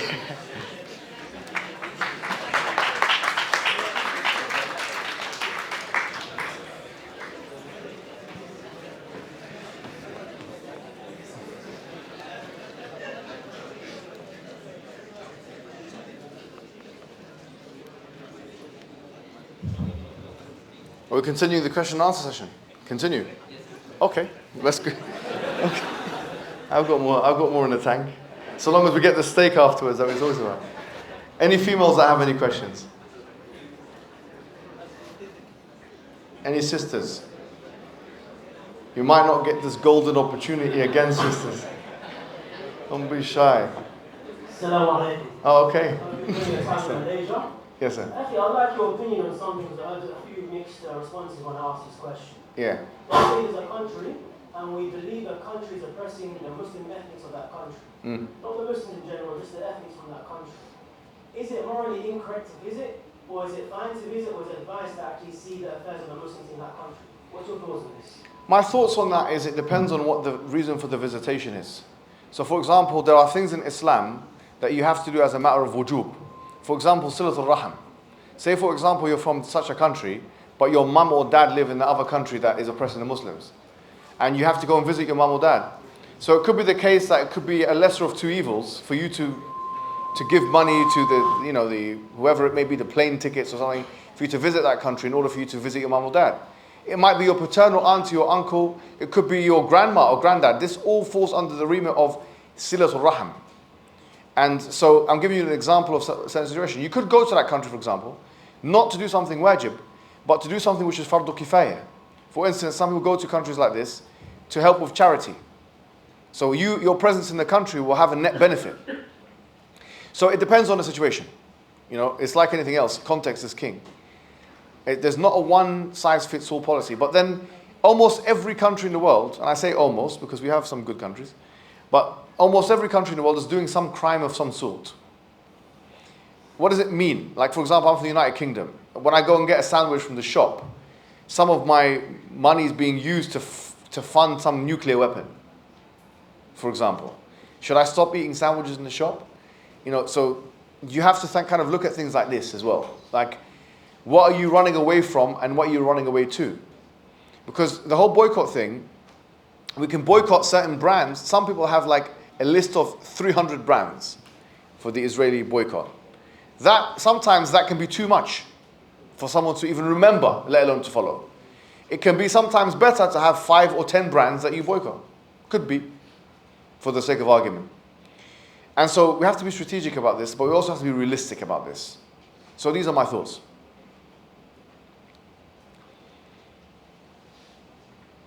Yeah. So, Assalamu alaikum, and ladies and gentlemen, I am Akmal Jamilullah from Uzbekistan, and I will try to make my question shorter and clear. So, I study international politics, and I will ask a question about this field. There have always been political economic ideologies that have affected the world's socioeconomics or shaped the societies? For example, Marxism, communism, socialism, or in today's 21st century, capitalism. So, in your opinion, which socioeconomic ideology does Islam support most? Or in other words, which one is the most beneficial for Muslim societies? Or is there any socioeconomic ideology that Islam offers? Thank you so much. So, the way you've got to look at political ideology is that for the most part, they have their own premises and that they are secular premises for the most part. Islam has its own system. And the premise of it is La ilaha illallah. It's a theological premise that God is the ultimate lawgiver, that He is the only one responsible for divine commands. In the West, like you mentioned, you've got a capitalist system which is based on free market economics, but you've got also a liberal social order. So if we take that and unpack it, okay, free market economics, okay, we don't have too much of an issue with it from the Islamic perspective. And the evidence of that is that one time someone came to the Prophet Muhammad ﷺ and asked him, they said, these people are raising the price so high. So can you fix the price? He responded in a hadith, he said that Allah is al-musa'ir. He is the one who sets the price. It's very interesting because the West then discovered what they call the invisible hand of the market economy. I'm not sure if you've heard of this phrase. Ricardo and Adam Smith, who wrote famously about the invisible hand of the market economy. So we believe in Allah, He is the one who sets the price, meaning leave the market to do its thing. Okay, we have obviously redistribution models, we have zakat, we have sadaqah, but controversially, you'll be surprised, taxation is not really an Islamic precept in a general sense. I'm not saying that therefore there should be no taxes. I'm just saying it's not something that emanates from Islam. So it's actually quite a rigorous free market model, if you think about it, with a redistribution clause attached to it. And in fact, not just in sadaqah and zakat, but in fay and ghanima as well. This idea of, before when they used to conquer lands, they used to take this kind of spoils of war. And there's an interesting verse in Surah Al-Hashr which says, كَيْ لَا تَكُونَ دُولَةً بَيْنَ الْأَغْنِيَاءِ مِنْكُمْ. So that it does not become, so money does not circulate among the elites amongst you. It's an interesting precept that money shouldn't just circulate between the elites. There should be some level of parity. And now in economics, they have something called the Gini coefficient, which is they look at the poorest and the richest in one society, and they look at the difference between them. So there shouldn't be a great disparity between the two. So free market economics is acceptable with all of those caveats and clauses. Liberalism or capitalism is not really acceptable because it's based on riba. It's based on this idea of interest. And Islam is vehemently against this idea of riba or of interest market economies. In fact, the Prophet Muhammad predicted in the future that the whole economy will be based on interest. And he said, مَنْ لَمْ يَأْكُلْهُ أَصَابَتْهُ مِنْ غُبَارِهِ. Whoever does not consume it will be affected by its dust. But the Quran says, الَّذِينَ يَأْكُلُونَ الرِّبَا لَا يَقُومُونَ إِلَّا كَمَا يَقُومُ الَّذِي يَتَخَبَّطُهُ الشَّيْطَانُ مِنَ الْمَسِّ. There's many verses that say that those who consume riba will not be resurrected except for someone who's been touched by the devil and so on. You know, فَأْذَنُوا بِحَرْبٍ مِّنَ اللَّهِ وَرَسُولِهِ. That if you go into riba, that you've declared war with Allah and the Messenger. So it's a major sin in Islam actually, the consumption of riba and interest. And so capitalist economies, which are interest-based, is something Islam does not endorse, in fact is vehemently against. Thirdly, social liberalism is one of the issues, because you'll find, like, when people ask you about Islam, a lot of the misconceptions about Islam, or some of the questions and interrogations about Islam, have liberalistic presuppositions. So someone will say, for example, why does Islam have a death penalty? You know, in Islam, or why is it that the thief, السارق والسارقة فقطعوا أيديهما جزاء بما كسب نكالا من الله? Why do you have to cut the hand of the thief? Why this? Why that? Why is it flogging? Why is this allowed? Interesting, there's a book called In Defense of Flogging. A Westerner wrote it. It's called In Defense of Flogging. And he was saying that why flogging is a good thing. His name is Peter Moskos. But putting that to the side, a lot of these questions are based on the idea of liberalism. that you should be able to do whatever you want? Why is there apostasy in Islam? Why is there blasphemy in Islam? This and that. Why is these things there? And liberalism is, social liberalism is the idea that you can do whatever you want so long as you don't harm anyone else. That's something Islam doesn't say. Islam doesn't say you can do whatever you want so long as you don't harm anyone else. There are things you can't do. For example, homosexuality, LGBT, and stuff like that. Now, that is the birth child of liberalism. Because they say, look, the argument is, if you have two people that are homosexual and they're doing their thing, they're not harming anyone else, who are you to get involved in that? So we question the premise that it doesn't harm anybody else. But we also say that Islam is a religion which governs certain aspects of family life. So it's not a free-for-all. And now one of the holy cows of liberalism is freedom of expression and speech.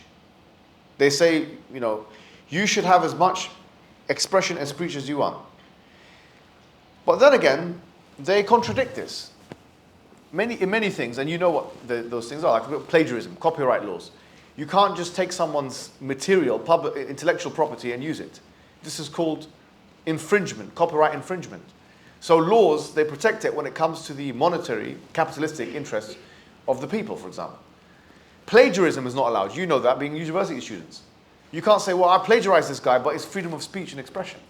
You can't say this. Although an absolute freedom of speech and expression should allow plagiarism, really, if you think about it.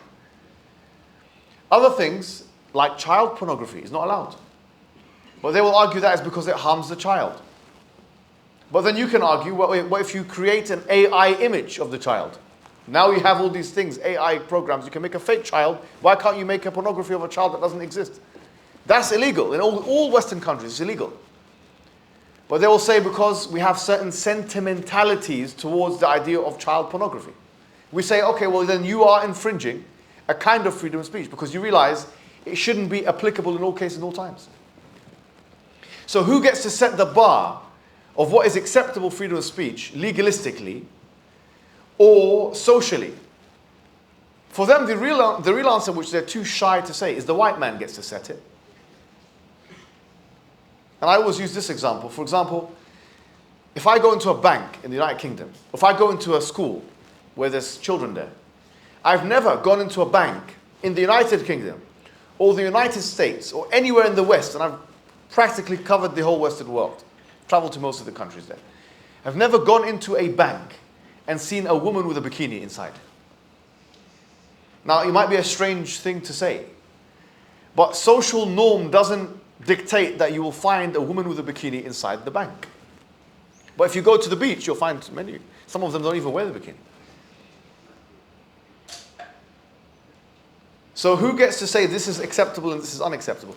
I can guarantee you, if there was a teacher in the United Kingdom, a woman teacher, a female teacher, who came into school with a bikini, she would be fired. She would be fired. In most schools, they would consider it indecent. She cannot be a feminist and say, well, I can wear whatever I want. He said, you can wear whatever you want in your home. They will act like a traditional husband. The school prime minister, head teacher will say, go and do what you want at home. You cannot wear this in front of the kids. You cannot be in a nursery or a secondary school or primary school and wear a bikini in the United States or United Kingdom. I don't know any school that is the case. So freedom of expression and speech, whether it's legalistic, there are limitations. Those who say, we believe in freedom of speech. Okay, to what extent do you believe in it? That's the question.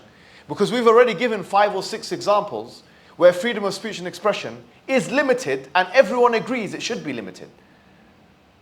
Child pornography, child cartoon pornography, infringement of copyrights, plagiarism. Even if I came up and demonstrated in the University of Malaya how to make a bomb, some will say, no, you cannot teach this thing because then you're encouraging a kind of criminal behavior. There are many things which can be considered freedom of speech and expression, which we would say consequentially are harmful for society and it shouldn't be done. J.S. Mill himself, who is the father of social liberalism, he said that if you're walking in the street and you see people having sex, sorry to say this, He said this should not be allowed. It should be illegal for that to happen. He didn't say he's the father of social liberalism, but even he has limits. So you should now they're doing this, by the way. There are some places in the where people do that in the West. There are some people that they can. I live in a place in London where they have something called the Carnival. I don't know if you've seen this. I came out of the mosque one time, okay, and I saw practically a naked woman. I was just doing salah. I came out and she had like, sorry to say, stickers on just to cover the nipple. What's the point? What is this? And down the road, they were doing stuff like openly in the streets. Openly, and videos, everything. This is London. Isn't it a blessing to be here in Malaysia then? It's a blessing. Some of the brothers will say, actually, we need to go to visit London. So, trust me, you don't, because in the carnival, they also have criminal behavior. They bring out the knife and this and that. So what I'm saying to you is that freedom of speech and expression, it contradicts what is considered to be consequentially wrongful or bad for the community. And when it happens at a level where everyone can recognize it, they forbid it. So what we're saying is, who gets to choose the lines? We as Muslims have our own understanding of human rights, our own understanding of freedom of speech, our own understanding of freedom of expression, and it's not based on those fake, arbitrary, subjective lines that are drawn by the white man and his tastes and his preferences. So we shouldn't try and embrace, you see, other people's ideologies. We should be proud in our own religious and cultural identities. Okay, that was a long answer there. Yeah. Assalamu alaikum, Sheikh. Allah bless you and guide you and all of us. So my question is, what is the necessity of using philosophy in giving da'wah, and how do we know the borderline of using philosophy in da'wah? Because as we know, in the early Islamic history, we can see the misguided groups like the Mu'tazila and Jahmiyyah and whatnot. So how do we know the necessity? What is the necessity and what is the borderline of using philosophy in da'wah? I mean, first of all, you have to define what philosophy is. I mean, a Cambridge Dictionary defines philosophy as the use of rational argument in order to come to a certain conclusion, for example. I mean, if philosophy, etymologically, the word comes from the word love of wisdom. Philo, Sophie, right? Which means love of wisdom. So in a broad sense, philosophy is just using your mind. It's just using rational argument. That's what philosophy is. That's really what philosophy is. In early Islam, those groups went astray because they used a specific kind of philosophy and they mixed it with Islamic aqidah. They mixed it. And what's happening today is we don't have Mu'tazilis around anymore, okay? But what we have is liberal Muslims, okay? Or feminist Muslim. They'll mix ideas of feminism and ideas of Islam together, like a cocktail, like a poisonous cocktail. And then drink it and everyone drink and get sick. Because what it was is that at the time, those particular Mu'tazilis were very impressed with Greek philosophy, because frankly, there's a lot to be impressed with, yes? So they incorporated it in. What's the limit of it? You should use it to come to the conclusion of Islam, not to try and change Islam. So when you mix it with the aqidah of Islam, this is where it becomes unacceptable. If you're using standard rational argumentation to bring people to a common ground, this is fine. But when you start mixing it with the beliefs of Islam, this is where it becomes unacceptable. Yeah, the sister here wants to ask maybe a question. I'm sorry, maybe this is the last question. Okay. Assalamualaikum. Salam. It's about rendang. One, number one, number two, and number three become Israel. That is today. Okay. What would your advice be for women of our time in terms of priority? You said women, and what was the other thing you said? In terms of priority. So what woman should prioritize? Yeah. Oh, okay. In this time. In Islam? In this time. In this time, okay. Look, I mean, The thing both men and women have to prioritize is worshipping Allah. Okay, what is specific to women in Islam is the idea of motherhood. Okay, now not every woman can be a mother, because Allah says in the Quran, يَهَبُ لِمَن يَشَاءُ إِنَاثًا وَيَهَبُ لِمَن يَشَاءُ الذُّكُورَ أَوْ يُزَوِّجُهُم ذُكْرَانًا أَوْ إِنَاثًا وَإِنَاثًا وَيَجْعَلُ مَن يَشَاءُ عَقِيمًا. Not every woman can give birth. Allah gives some women male children, some women female children. He gives other women male and female children, and some women they cannot have any children. So for those women who can become mothers, it's clear that Islam prioritizes the institution of motherhood. Modern day feminism has degraded this institution. In fact, if you look at some of the feminist works in the 1960s, for example, Betty Friedan, in her famous book, A Feminine Mystique, or Simone de Beauvoir, in her famous book, The Second Sex, all of them basically degrade the mother. You shouldn't be a mother, it's an oppressive institution, etc., etc. That's what Simone de Beauvoir mentioned, for example. And there has been a sentiment and attitude ever since that being a mother is actually an oppressive thing to be. It's a humiliating thing to be. It's an unequal and unfair thing to be. But what's interesting is that most studies have shown women who are in a high career, for example, like the famous study of Blanche Flower and Oswald from 1970 to 2000, which is the largest study ever conducted by 100,000 participants, both in the US and the UK, have shown that actually women, after the new rights and civil rights and all this kind of thing, and after they have gone into the workplace, have actually felt worse as a result of this. And they call this another study called the paradox of female unhappiness. There's other studies, like many studies, about this. There's no evidence that being a career woman gives you more satisfaction or more quality of life than being a mother. In fact, almost all the evidence is in the opposite direction. Now, that doesn't mean that women shouldn't work or they can't work. I'm not making any of those arguments. If a woman wants to work, she can work. I mean, no problem. But I'm saying if the priority becomes, I want to become a career woman, then the Western experience has shown us that being a career woman doesn't actually bring about this satisfaction that you think it brings about. It doesn't. There's no evidence of that. There's zero evidence. In fact, many of the things show the opposite. The studies show the opposite. So I think Islam, by telling a woman that you should prioritize the institution of motherhood, prioritize your family, prioritize your worship, prioritize your health. Yes, you can work, no problem. If you need to work, if there's something, no problem. But if you prioritize this and it becomes, you get involved in the rat race and start competing and stuff. Well, if you get involved in the rat race, you have to remember you're still a rat. See, this is the truth of the matter. So, in that sense, this is the second thing you should prioritize: motherhood, family, etc., etc. And of course, da'wah is open for everybody, men and women. Propagating of Islam, bringing people to Islam, charity, and everything else is the same. But this obviously is the thing that sticks out as a differentiator. That, and obviously being a great wife. I mean, that sticks out as well. I hope, I've said that enough to my own wife, but I don't think it's worth. But what I'm saying is being a great wife is very important, because it's just like you're the midfielder in the pitch. You hold the center of the ring. It's a very important role. Having a family, being the mother, being the good wife, this and that, things can get done.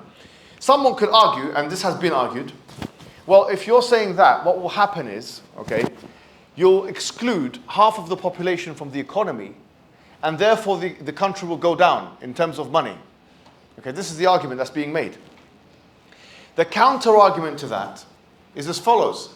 Studies have shown that when you have two parents outside of the household, that children are more likely to be delinquent, to have pathology, and to have a lower satisfaction in life. That actually costs money to the state to do that. When you have children who are depressed, others who are committing suicide, others who are becoming obese because they need comfort food and this and that, the state is then expended with all of that. And number two, even if we agree that you'll be losing some money in the short term in terms of that, what's the point of having money as an economy if you're not going to use it in the things that you enjoy the most? And having a great family is the thing that you will enjoy the most, as we mentioned. Imagine being a mother, having children. Your children cannot grow up and say to you, you're fired. I mean, unfortunately, maybe in the West they do that. Hopefully in Malaysia, they basically say that. I mean, they don't say you're fired, but say, I don't want anything to do with you. But your employer can say that to you. You see, you can work with your employer for 20 years, show them all dedication. And one day you come into work and say, I'm sorry, we don't need you anymore. That can happen in economy, it can't happen in family. That's why one study that was done in Harvard University, it's a longitudinal study, it said one of the things that makes people most happy in life is good relationships.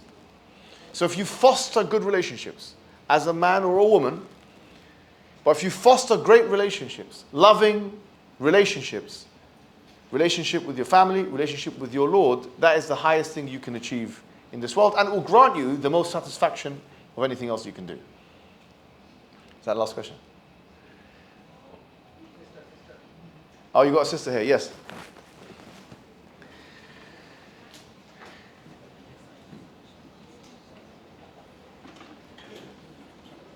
Okay.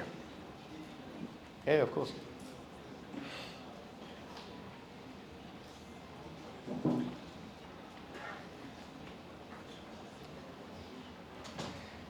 Thank you for giving me the chance to ask the last question. Of course. And thank you for talking. So from your talking, I learned that tolerating others is a form of self-discipline. If you can tolerate others, you can often resolve conflicts to a great extent.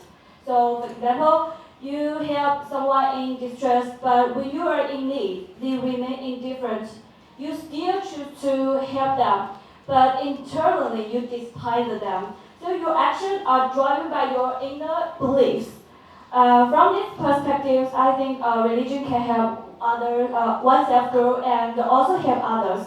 So, however, my question is, if you continuously practice tolerance and consistently receive negative feedbacks, would you still consider tolerance is a good way to unite people?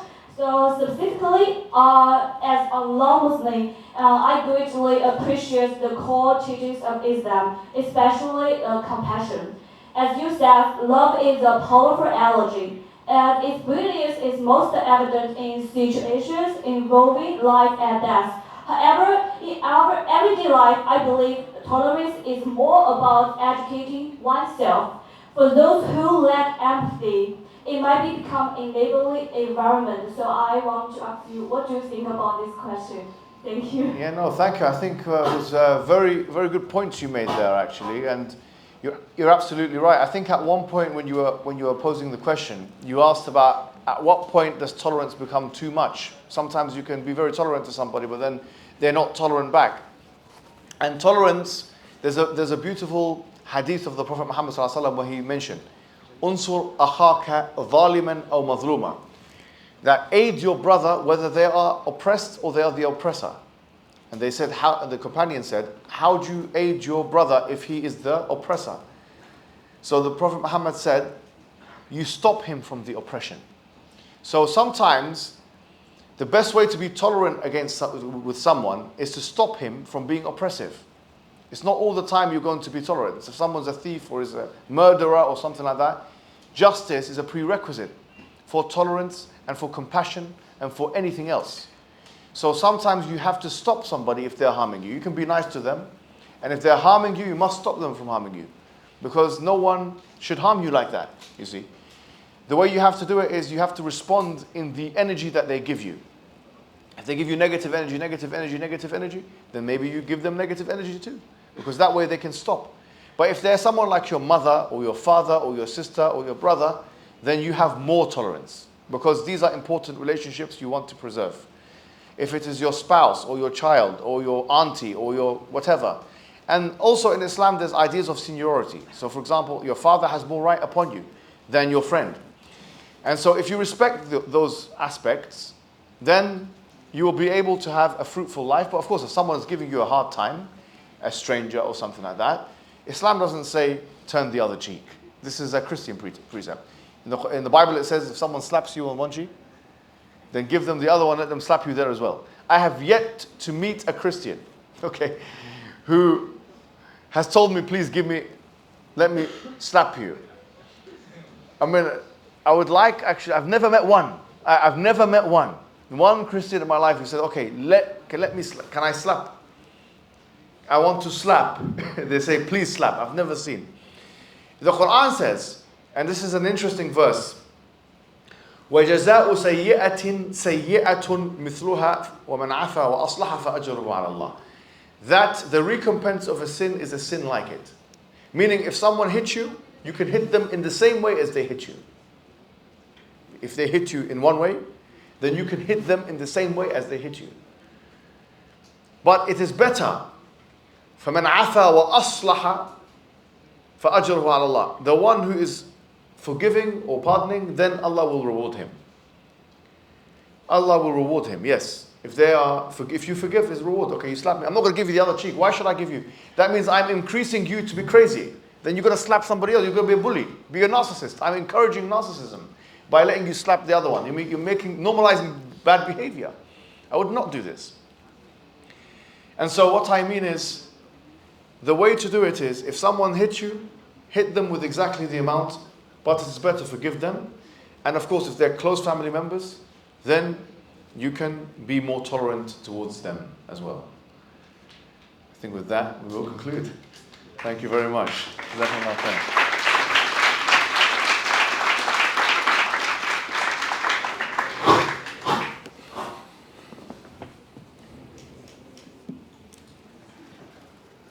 Thank you, Brother Muhammad Hijab, for answering questions from the audience. We truly appreciate your time and efforts in sharing your vast knowledge with us. Now, I would like to welcome Mr. Luqman bin Hakim, President of PMIUM, and Mr. Ibrahim Yahlan, President of Pembina, to present a token of appreciation to Mr. Muhammad Hijab. Please welcome to the stage. Token appreciation.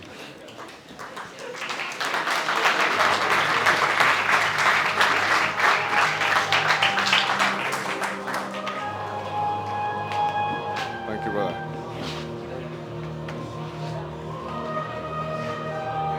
Inshallah.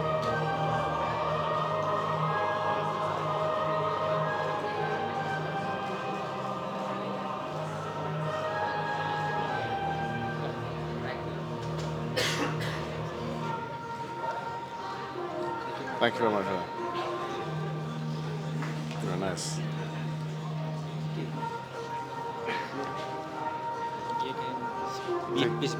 Now I can see, yeah? Okay, thank you.